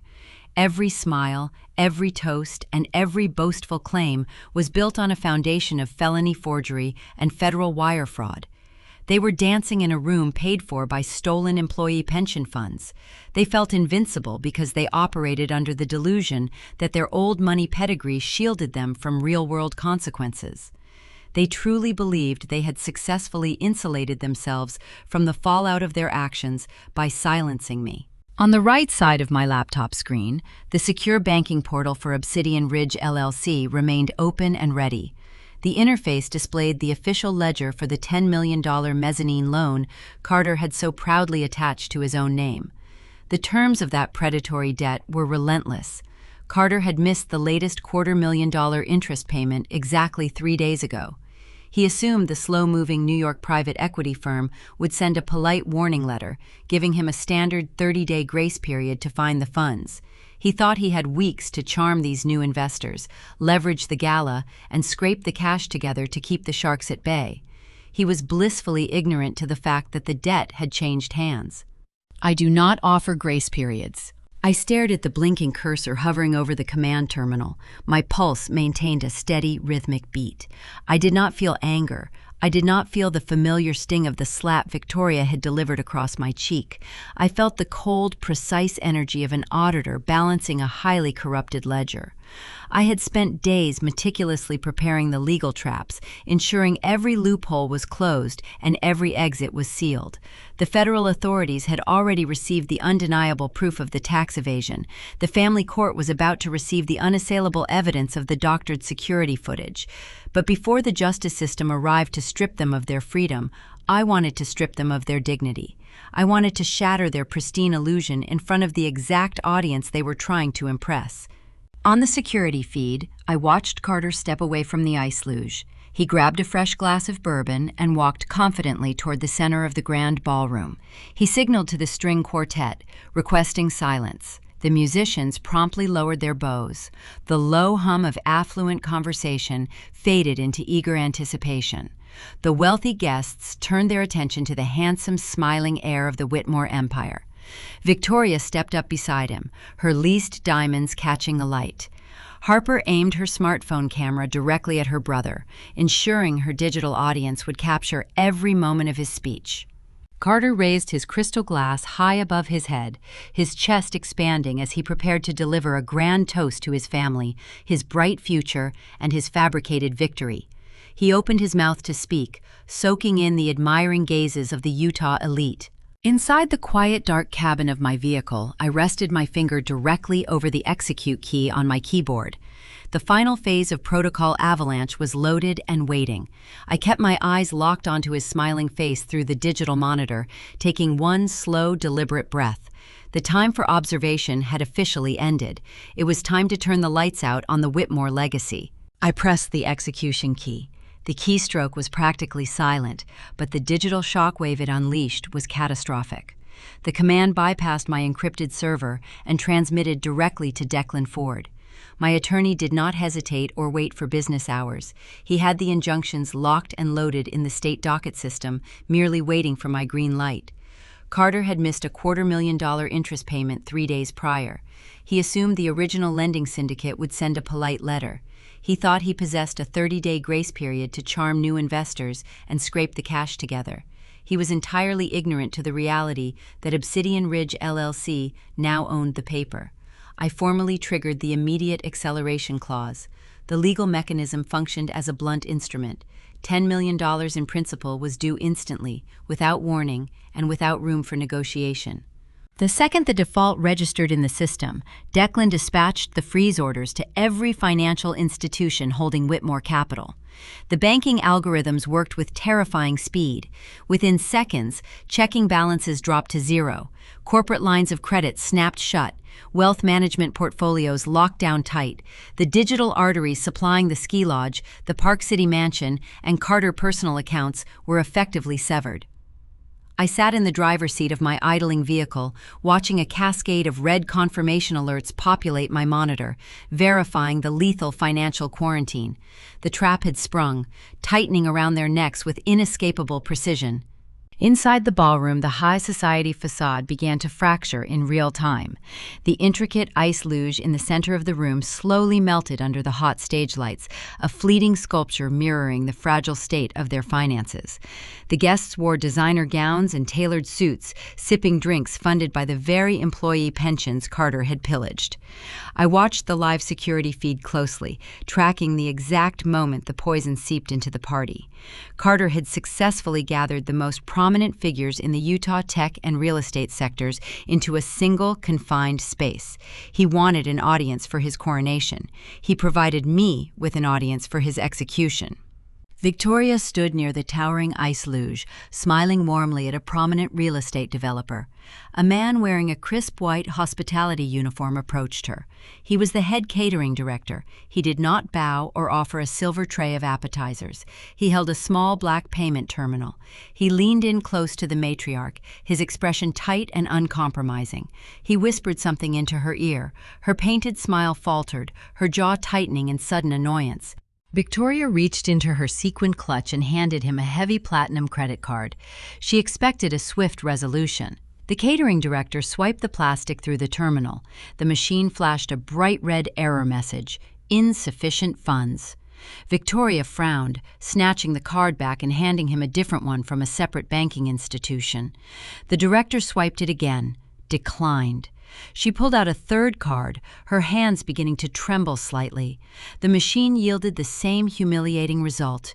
The accounts were dead. The catering director did not offer quiet discretion. Vendors dealing with insolvent hosts rarely care about preserving social grace. He signaled his staff with a sharp wave of his hand. Waiters immediately stopped passing gourmet hors d'oeuvre. They began gathering the half-eaten silver trays and stacking them onto utility carts right in front of the confused guests. The rich aroma of roasted lamb and truffle reduction retreated as the staff wheeled the food toward the kitchen doors. Across the room, the head bartender placed a thick rubber cap over the premium bourbon spout. A local state senator asked for a refill, holding out his empty crystal glass. The bartender shook his head, bluntly stating the tab was unpaid and the bar was officially closed. The string quartet, receiving an urgent, frantic signal from the event coordinator, abruptly stopped playing mid-measure. The sudden absence of classical music left a jarring, awkward void in the cavernous room. The festive, ambient noise dissolved into a tense, jagged silence. Carter stood on the small, raised wooden platform, tapping a spoon against his crystal glass, waiting for the crowd to offer their undivided attention. He opened his mouth to deliver his triumphant speech, ready to boast about his newly secured custody arrangement and solicit the investments he desperately needed. Before a single syllable escaped his lips, his smartphone began to vibrate inside his tuxedo jacket. It was a relentless, frantic buzzing. He frowned, pulling the device out, expecting a congratulatory text from a sycophantic peer. Instead, his screen was overflowing with banking alerts. The notifications stacked one on top of the other in rapid succession. Account seized, credit limit revoked, fraud alert triggered, asset freeze initiated, due balance $10 million. The color drained from Carter's face, leaving his skin a sickly ashen gray. His hand began to shake uncontrollably. The expensive amber liquid in his glass sloshed over the rim, spilling onto his polished leather shoes and staining his pristine cuffs. He stared at the glowing screen, his mind struggling to process the impossible reality. The toxic debt had detonated. He was bankrupt. He looked out at the crowd. The elite investors he intended to charm were no longer smiling. They were whispering. The shifting energy in the ballroom was palpable. The smell of insolvency hung heavy in the air, a scent old money elites recognize and despise instantly. Wealthy guests pulled out their own phones, sensing the imminent collapse, texting their brokers and distancing themselves from the sinking ship. Harper was still holding her phone high in the air, broadcasting the gala to her followers. Her bright influencer smile wilted as the live comment section flooded with questions about why the staff was packing up the buffet and turning off the perimeter lights. She lowered her device, looking frantically toward her brother for guidance. Carter had no guidance to offer. He was drowning in plain sight. Victoria tried to grab the catering director by the arm, pleading with him in a hushed, desperate whisper to leave the food, promising a wire transfer in the morning. The director pulled away, shaking his head and signaling the remaining staff to exit the floor. The carefully constructed Whitmore legacy was crumbling into dust under the warm amber chandeliers. Decades of unearned arrogance, pristine public relations, and cruel social dominance evaporated in the span of 3 agonizing minutes. Carter stood frozen on the stage, a pathetic statue of ruined pride. He could not speak, he could not move. The wealthy crowd stared at him, their expressions shifting from polite curiosity to open, unfiltered disgust. The silence stretched, thick and suffocating, wrapping around the disgraced family like a shroud. They had built a towering monument to their own vanity, entirely oblivious to the fact that they were dancing on a trapdoor. Then, a sharp, piercing sound cut through the rising panic. The heavy oak doors at the main entrance of the grand ballroom swung open with a deafening thud. The heavy brass handles struck the interior walls, the noise echoing sharply across the high timber ceilings. The impact paralyzed the room entirely. Every single head turned toward the entryway, holding their breath, waiting to see who had just shattered the final remnants of the Whitmore illusion. The heavy oak doors struck the interior walls of the ski lodge with a deafening boom. The sound reverberated through the vaulted timber ceiling, cutting the tense murmurs of the ballroom into immediate, stunned silence. A rush of frigid mountain winds swirled over the threshold, carrying crystalline flakes of snow that melted instantly upon touching the polished hardwood floor. I stepped into the breach, standing perfectly framed by the grand entryway. The transition from the weeping, defeated mother shivering in a cheap sweater at the mediation table to the entity standing before them was total and undeniable. I wore a razor-sharp, tailored crimson power suit, the fabric draped with exquisite, lethal precision, projecting a vivid splash of blood red against the muted, trembling sea of black tuxedos and pale evening gowns. 2 towering private security contractors flanked my sides. They wore pristine tactical suits, their expressions carved from unyielding granite. At my subtle nod, they stepped forward, grasping the ornate brass handles of the heavy double doors. They pulled them shut with a heavy, resonating thud. The metallic clack of the deadbolts sliding into place echoed like a gunshot across the cavernous room. The ballroom was officially sealed. The wealthy investors, local politicians, and real estate developers were now a captive audience, physically locked inside the venue. A ripple of profound unease washed over the crowd. The elite do not like closed doors they do not control, and they certainly do not like being trapped in a room where the atmosphere has just turned distinctly predatory. I took my first step onto the floor. The sharp, rhythmic strike of my stilettos cut through the suffocating quiet. Click, click, click. The sound functioned as a ticking metronome, counting down the final seconds of the Whitmore legacy. The crowd parted before me like water retreating from a shoreline. They stepped backward, their expensive leather shoes shuffling hastily out of my path, sensing the fierce authority radiating from my posture. I saw a prominent venture capitalist clutching his chest, his eyes darting toward the locked exits. I did not acknowledge him. My gaze remained locked on the wooden stage at the far end of the room. Near the melting ice luge, Victoria stood paralyzed, her face drained of all color. Her manicured fingers flew to her throat, clutching her leased pearls so tightly her knuckles turned a stark bone white. The matriarch, who had slapped my face and demanded my submission, looked as though she had just encountered a vengeful spirit returning from the grave. She recoiled, her back hitting the edge of a catering table, sending a silver tray of abandoned appetizers clattering to the floor. The noise barely registered over the ticking of my heels. A few feet away, Harper lowered her smartphone.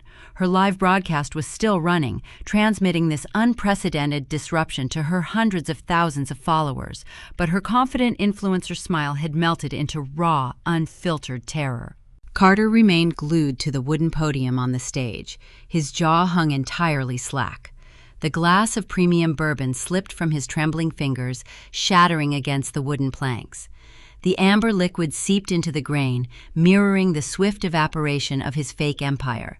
He stared at my crimson suit, his brain struggling to reconcile the helpless woman he had patronized yesterday with the corporate executioner marching toward him tonight. He believed he had stripped me of my resources, my child, and my dignity. Seeing me project pure, unadulterated power short-circuited his arrogant mind. I reached the edge of the stage and ascended the short wooden stairs. My heels clicked against the hollow planks, bringing me face to face with the man who had orchestrated my ruin. Carter finally shook off the paralyzing shock. His survival instincts kicked in, fueled by wounded pride and deep-seated panic. He lunged forward, raising his hands, attempting to grab my shoulders and force me off his stage to protect his audience and salvage his dignity. He never made it within 3 feet of my crimson blazer. My security contractors moved with fluid, undeniable speed. One contractor intercepted the charge, gripping Carter firmly by the lapels of his custom tuxedo. With a swift, effortless pivot, the guard shoved my husband backward. Carter's spine collided with a decorative frozen pillar. The impact rattled the ice. The guard pinned him there, pressing a heavy forearm firmly across his chest. The triumphant patriarch was rendered entirely immobile, gasping for breath, and thoroughly humiliated in front of his elite peers. He thrashed his legs, but the guard held him with casual, immovable strength. I did not flinch. I did not even break my stride. I bypassed his struggling form, stepping right up to the wooden podium. I reached forward and grasped the microphone. The metal felt cool and solid in my palm. The room held its breath. Hundreds of eyes stared up at me, waiting for an explanation, desperate to understand why the celebrated Whitmore family was currently collapsing on their own stage. "Good evening," I said. My voice projected through the surround sound speakers, calm, steady, and devoid of any emotional tremor. "I understand you were gathered here tonight to celebrate a new chapter of the Whitmore legacy. You were invited to open your checkbooks and invest your hard-earned capital into this picturesque resort. You were told a story of resilience and aristocratic strength. I am here to welcome you to the real, unedited presentation of their enterprise." I turned my head slightly, catching the eye of Declan Ford. My trusted corporate attorney had quietly slipped into the back of the ballroom during the initial commotion, blending perfectly into the shadows. Declan stood near the primary audio-visual control booth, hovering right behind the panicked event coordinator. I gave him a single, precise nod. Declan leaned over the control deck. He plugged a secured, encrypted drive into the master projection system. The towering digital screens flanking the stage flickered wildly for a fraction of a second. The looping, serene videos of digital snowflakes and pristine ski slopes vanished into stark blackness. A harsh, bright white light illuminated the screens. High-definition spreadsheets, routed bank transfers, and undeniable legal documents blazed across the displays. The pristine illusion was dead. The stark, indisputable financial evidence of their fraud was now towering over the crowd, bright and unforgiving, waiting for me to narrate the exact mechanics of their permanent destruction. The twin projector screens bathed the grand ballroom in a stark, unforgiving white glare. The high-definition displays dwarfed the opulent winter decor, casting long, sharp shadows across the bewildered faces of the Utah elite. The first slide populated with dense rows of financial ledgers. I adjusted the microphone stand, letting the feedback whine for a fraction of a second to ensure every ear was tuned to my exact frequency. "You are invited here tonight to save a drowning estate," I began, my voice steady and resonant through the surround sound speakers. "Carter and Preston Whitmore pitched you a lucrative opportunity to invest in a legacy hospitality brand. They promised you robust returns and exclusive equity. What they failed to disclose is that this resort has not generated a legitimate profit margin in nearly 6 years."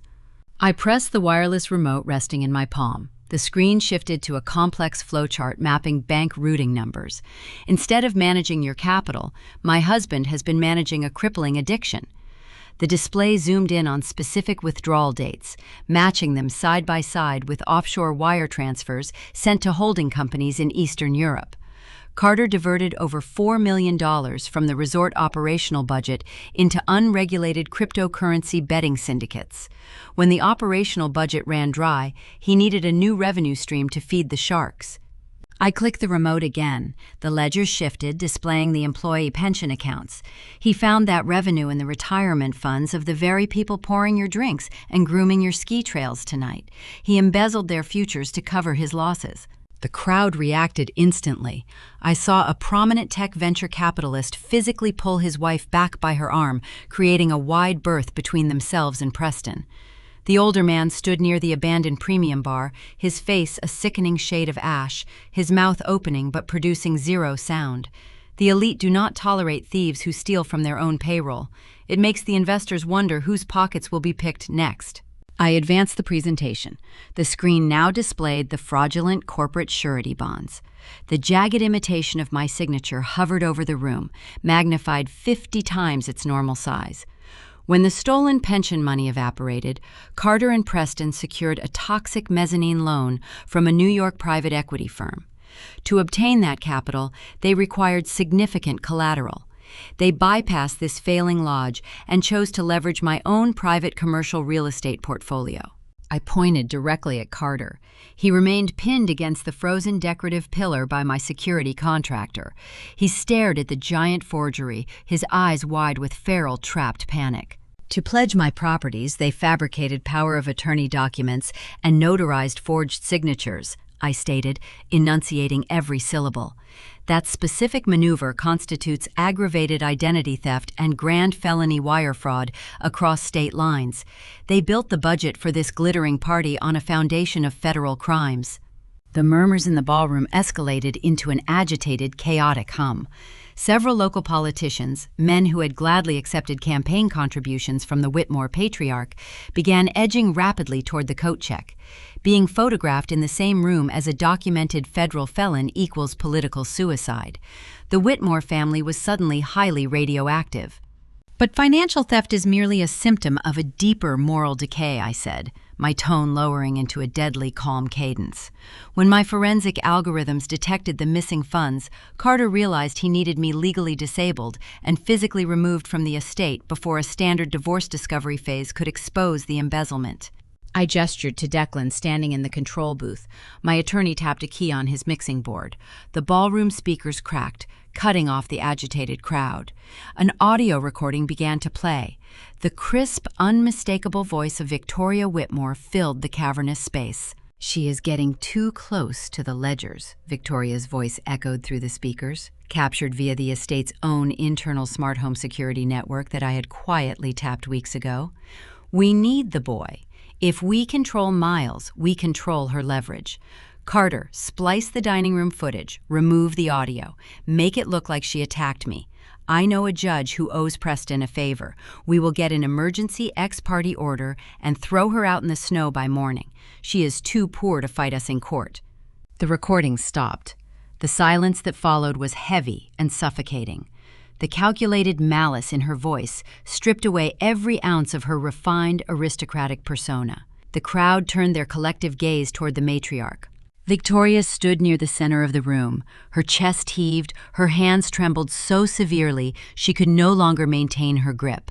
The imported Baccarat crystal champagne flute, the exact same glass she had tapped to demand silence before slapping my face, slipped through her manicured fingers. It plummeted toward the marble floor. The crystal shattered into 100 jagged pieces, the sharp crash symbolizing the irreversible destruction of her social standing. She let out a guttural, agonizing shriek, burying her face in her hands as the wealthy women she had tried to impress looked upon her with raw, unfiltered revulsion. Near the ice sculpture, Harper realized the true magnitude of the disaster. Her smartphone was still broadcasting live. Her ring light illuminated her pale, horrified face. She had just streamed irrefutable evidence of her family's federal crimes and child abduction plot to her hundreds of thousands of followers. The comment section on her screen must have been a blur of condemnation.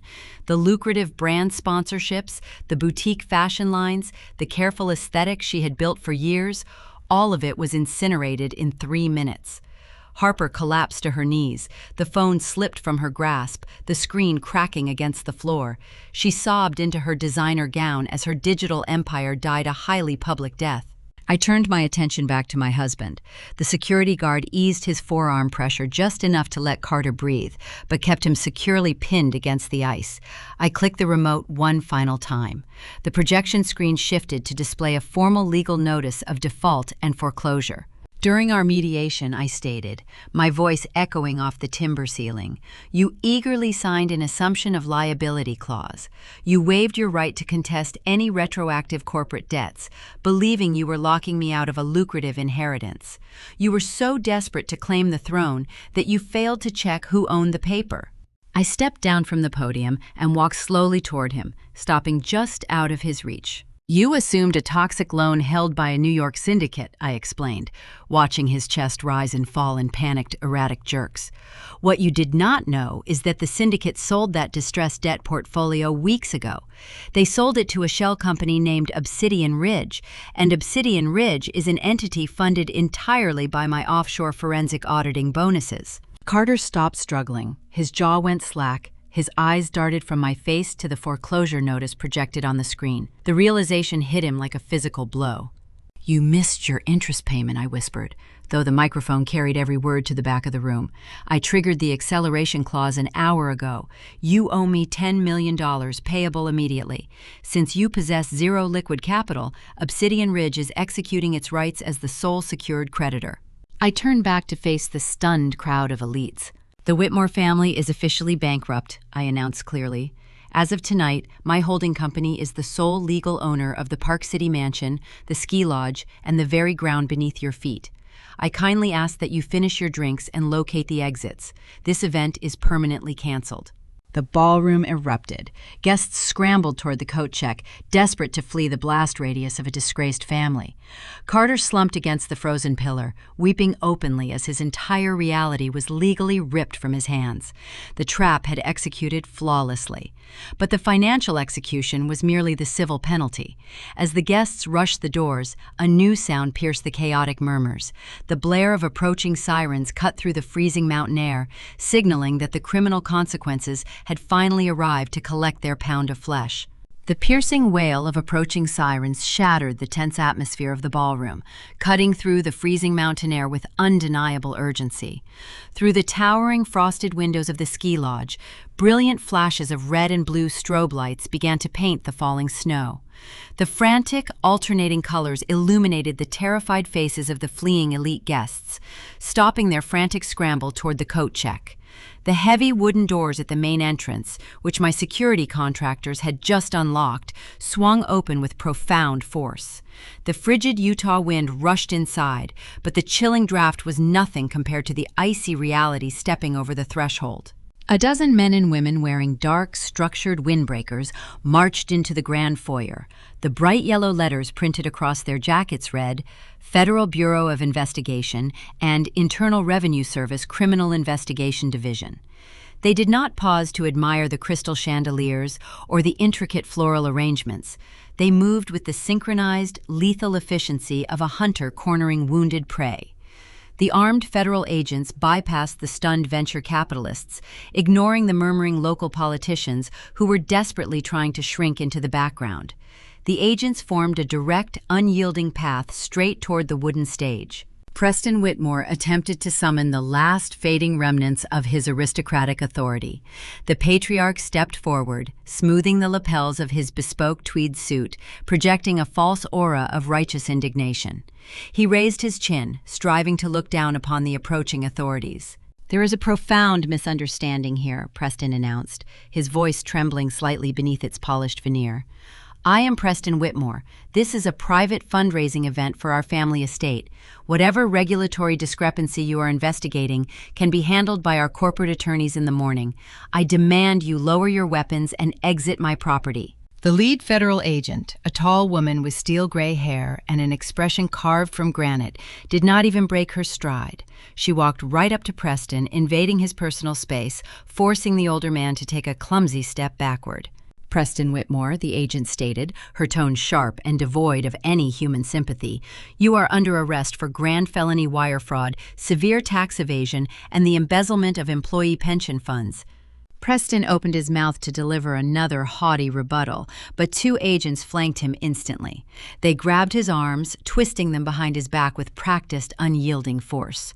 The patriarch let out a ragged, undignified gasp as his knees buckled.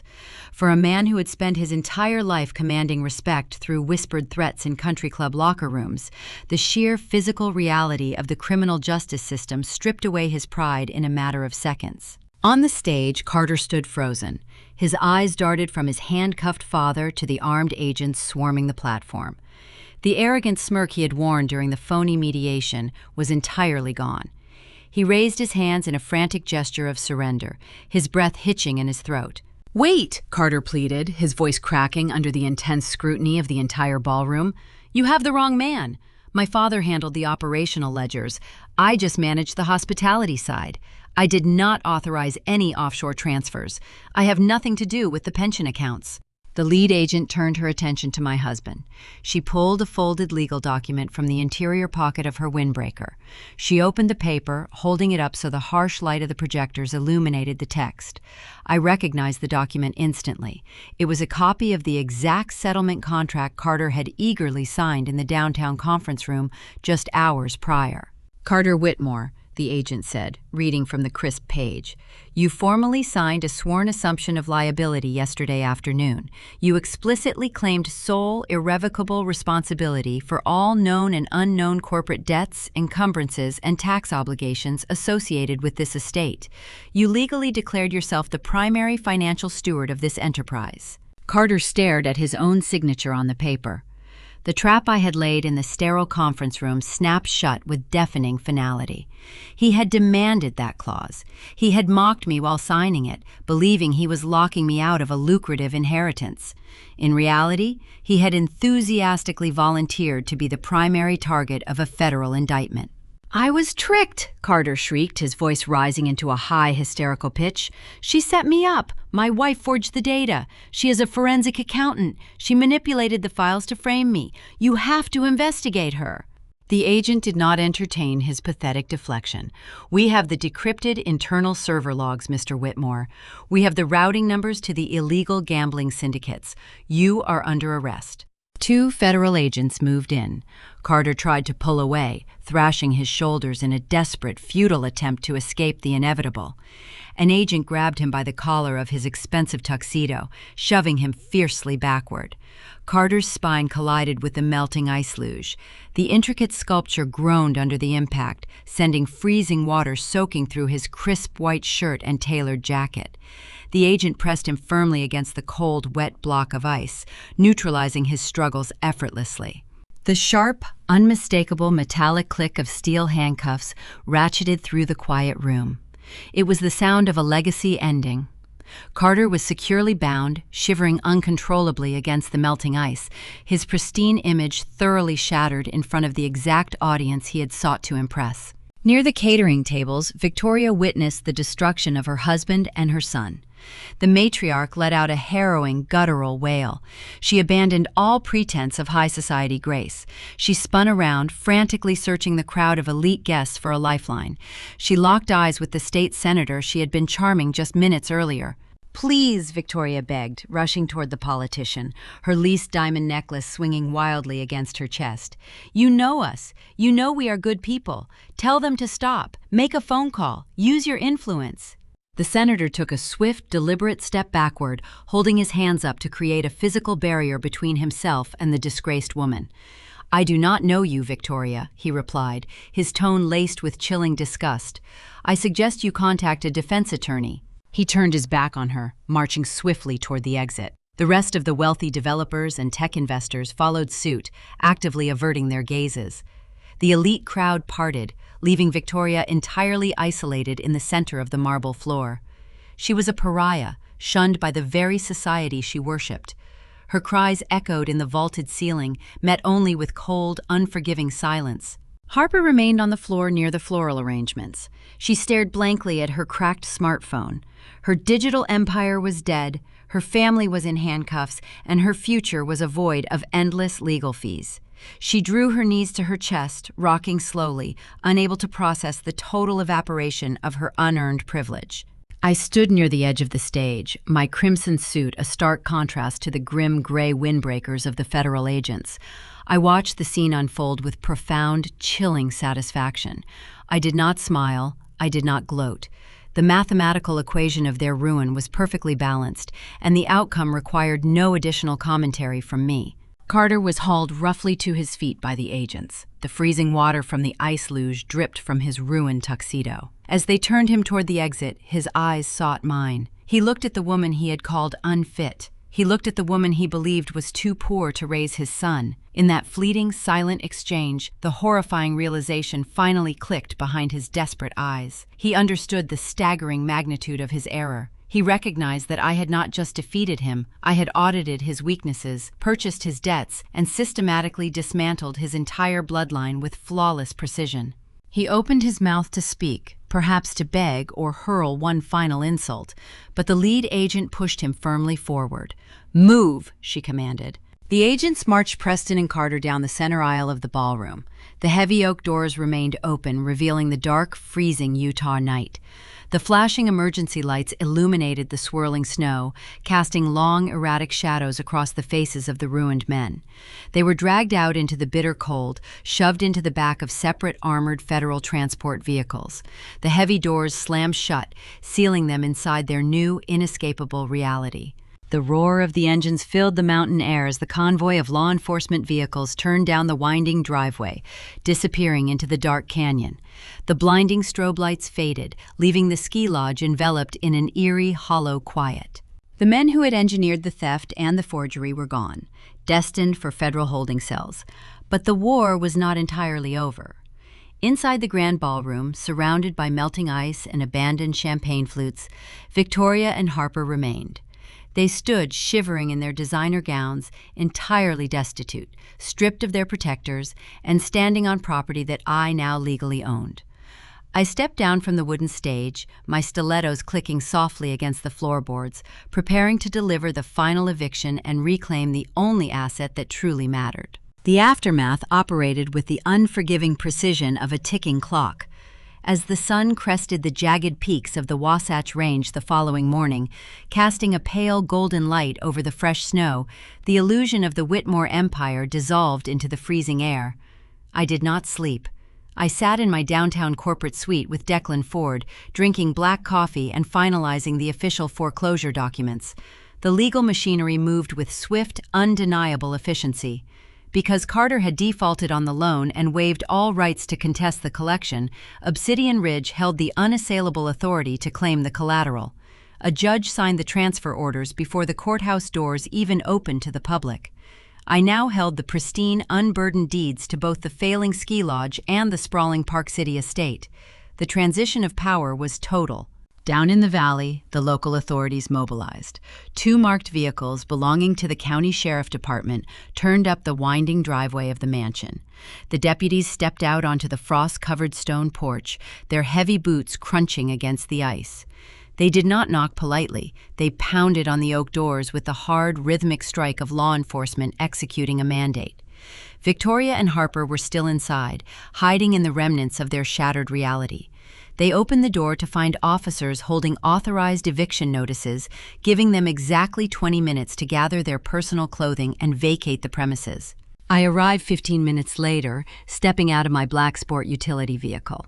The crisp mountain wind bit at my cheeks, but the cold felt refreshing. I stood near the edge of the manicured lawn, watching the final eviction unfold. The deputies stood firm in the foyer, ensuring the women did not steal any artwork, jewelry, or antique furnishings. Those items were now classified as corporate assets belonging to my holding company. Victoria and Harper were restricted to their own garments. Victoria emerged first. The matriarch who had slapped my face and demanded my submission looked hollowed out. She wore a heavy wool coat, but her shoulders slumped under the immense invisible weight of her ruin. She dragged a rolling suitcase across the threshold, her gaze fixed firmly on the pavement. She could not bring herself to look at me. The shame of her public exposure had stripped away her aristocratic armor, leaving behind a tired, destitute woman facing a future devoid of country club luncheons and sycophantic friends. Harper followed close behind her mother. The influencer, who had weaponized her social media following against me, was now shivering in the bitter cold. She clutched two oversized designer travel bags. The prominent logos on the canvas faded into irony, considering the bags were counterfeit replicas purchased to maintain her online aesthetic. Her makeup was smeared, tracing dark lines down her cheeks. Her phone was tucked away, her audience gone, her lucrative sponsorships canceled overnight. She stood at the end of the driveway, staring down the quiet road, waiting for a luxury car service that was never going to arrive because her credit cards were frozen solid. I walked across the driveway, my heels clicking softly against the asphalt. Harper looked up, her eyes wide with a mixture of terror and profound humiliation. She pulled her fake designer bags closer to her chest, bracing for an insult. I did not yell. I did not offer a cruel smirk. I reached into the pocket of my tailored trousers and retrieved a single crisp bill. I extended my hand, offering the paper currency to my former sister-in-law. "Here is $10, I said, my voice smooth and devoid of any emotional inflection. "You can use it to call a local taxi. I believe that is the exact price of the artisanal latte you were drinking when you recorded that video about me. Consider it a parting gift from the cheap, classless outsider." Harper stared at the bill, her lips trembling. She slowly reached out and took the money, her fingers brushing against the cold paper. A choked sob escaped her throat. She turned her face away, unable to bear the sheer poetic reality of the exchange. I turned my back on them and walked to the front door of the mansion. The lead deputy handed me the new brass keys. The locks had already been changed. I stepped inside the warm, quiet foyer and closed the heavy oak door, leaving them standing on the icy curb to navigate a harsh, unforgiving world on their own. The civil eviction was merely the opening act of the day. The criminal justice system was simultaneously processing the men who had orchestrated the fraud. Carter and his father sat in a sterile federal holding cell wearing standard-issue jumpsuits. The United States Attorney did not offer leniency. Given the staggering scope of the tax evasion, the stolen employee pensions, and the verified flight risk, the federal magistrate explicitly denied them bail. They were remanded to custody to await a trial that carried decades in mandatory minimum sentencing. Carter requested a high-powered defense attorney, but his plea fell on deaf ears. Because my corporate freeze order had drained his liquid capital to zero, he could not afford a private retainer. The man who obsessed over his legacy and his wealth was assigned an overworked public defender to navigate his federal indictment. With the financial and criminal threats neutralized, I focused my crosshairs on the final crucial battlefield. Declan and I drove directly to the family courthouse. We did not need to fight a drawn-out emotional custody battle. We brought a titanium vault of evidence. Declan presented the judge with the unedited security footage from the dining room, proving Victoria initiated the physical altercation, while Carter applauded. We submitted the thick dossier of federal wire fraud indictments and the evidence of Carter's offshore gambling syndicates. The judge reviewed the files, his expression darkening with distinct professional outrage. Recognizing that the original emergency order was secured through perjury and manipulated evidence, the judge vacated the ruling instantly. He struck Carter's claims from the record and restored my sole legal and physical custody of my son. The gavel fell, severing the final thread connecting me to the Whitmore name. I left the courthouse and directed my driver to a discreet suburban neighborhood on the other side of the city. Sarah, the loyal nanny I had quietly kept on my payroll, opened the door of the secure safe house before I even reached the porch. She smiled, stepping aside to let me enter. I walked into the warm living room. Miles was sitting on a soft rug, building a towering structure out of wooden blocks. He looked up, his dark eyes widening with pure, innocent joy. He dropped his blocks and ran across the room. I sank to my knees on the carpet, opening my arms to catch him. He collided with my chest, his small arms wrapping tight around my neck. I buried my face in his soft hair, inhaling the sweet, familiar scent of him. The fierce, relentless armor I had worn for the past 72 hours finally melted away. I held my child, feeling the steady, comforting rhythm of his heartbeat against my own. The war was over. The fortress was secure. He was safe, and no one would ever possess the power to take him from me again. 6 months passed, bringing the bright, vibrant warmth of summer to the Utah landscape. The snow melted away, revealing the stunning red rock canyons and the lush green valleys that define the state. The bitter memories of the Park City estate faded into a distant, closed chapter. I stood on the expansive cedar balcony of my newly acquired home, a breathtaking modern compound nestled high above a private canyon. The property was surrounded by impenetrable security systems and thick natural tree lines, offering an oasis of total peace. I leaned against the smooth wooden railing, sipping a glass of iced tea. Down below in the sprawling fenced yard, Miles was laughing loudly, chasing a golden retriever puppy across the vibrant green grass. Sarah sat nearby on a shaded patio chair, reading a book and smiling at his boundless energy. The environment was filled with light, stability, and unconditional care. The parasitic elements that had tried to bury me were permanently eradicated from our reality. Carter remained locked in a federal penitentiary, awaiting a trial that promised to end his freedom for the foreseeable future. The ski lodge was sold to a reputable hospitality conglomerate, and the proceeds were absorbed into my offshore trust. Victoria and Harper relocated to a cramped apartment in another state, forced to seek minimum wage employment to survive, their names a cautionary tale whispered among the elite circles they used to rule. I watched my son throw a tennis ball into the clear blue sky, feeling a profound, undeniable clarity. Society often teaches women to be accommodating, to shrink themselves to fit into the rigid expectations of legacy families, and to endure mistreatment under the guise of maintaining peace. They tell you to turn the other cheek when you are insulted, to stay quiet when you are undermined, and to weep softly when they attempt to take what is yours. But survival requires a different set of rules.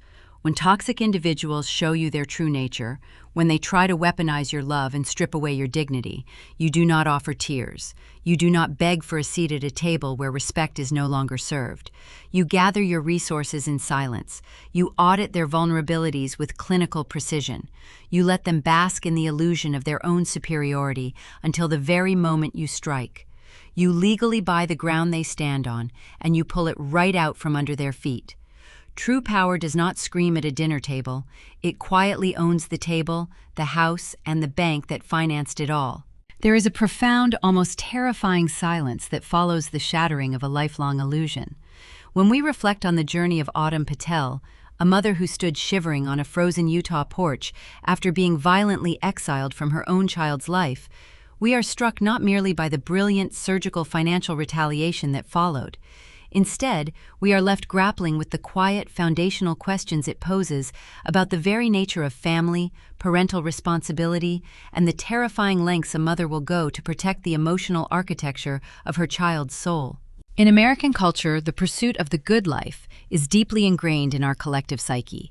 We strive for the picturesque house in the suburbs, the thriving career, and the smiling, unbroken family gathering around the holiday table. It is a powerful, seductive ideal. However, this traditional ideal becomes a dangerous, suffocating trap when we begin to prioritize the optical illusion of success over the reality of emotional health. The Whitmores are a perfect, tragic embodiment of this cultural blind spot.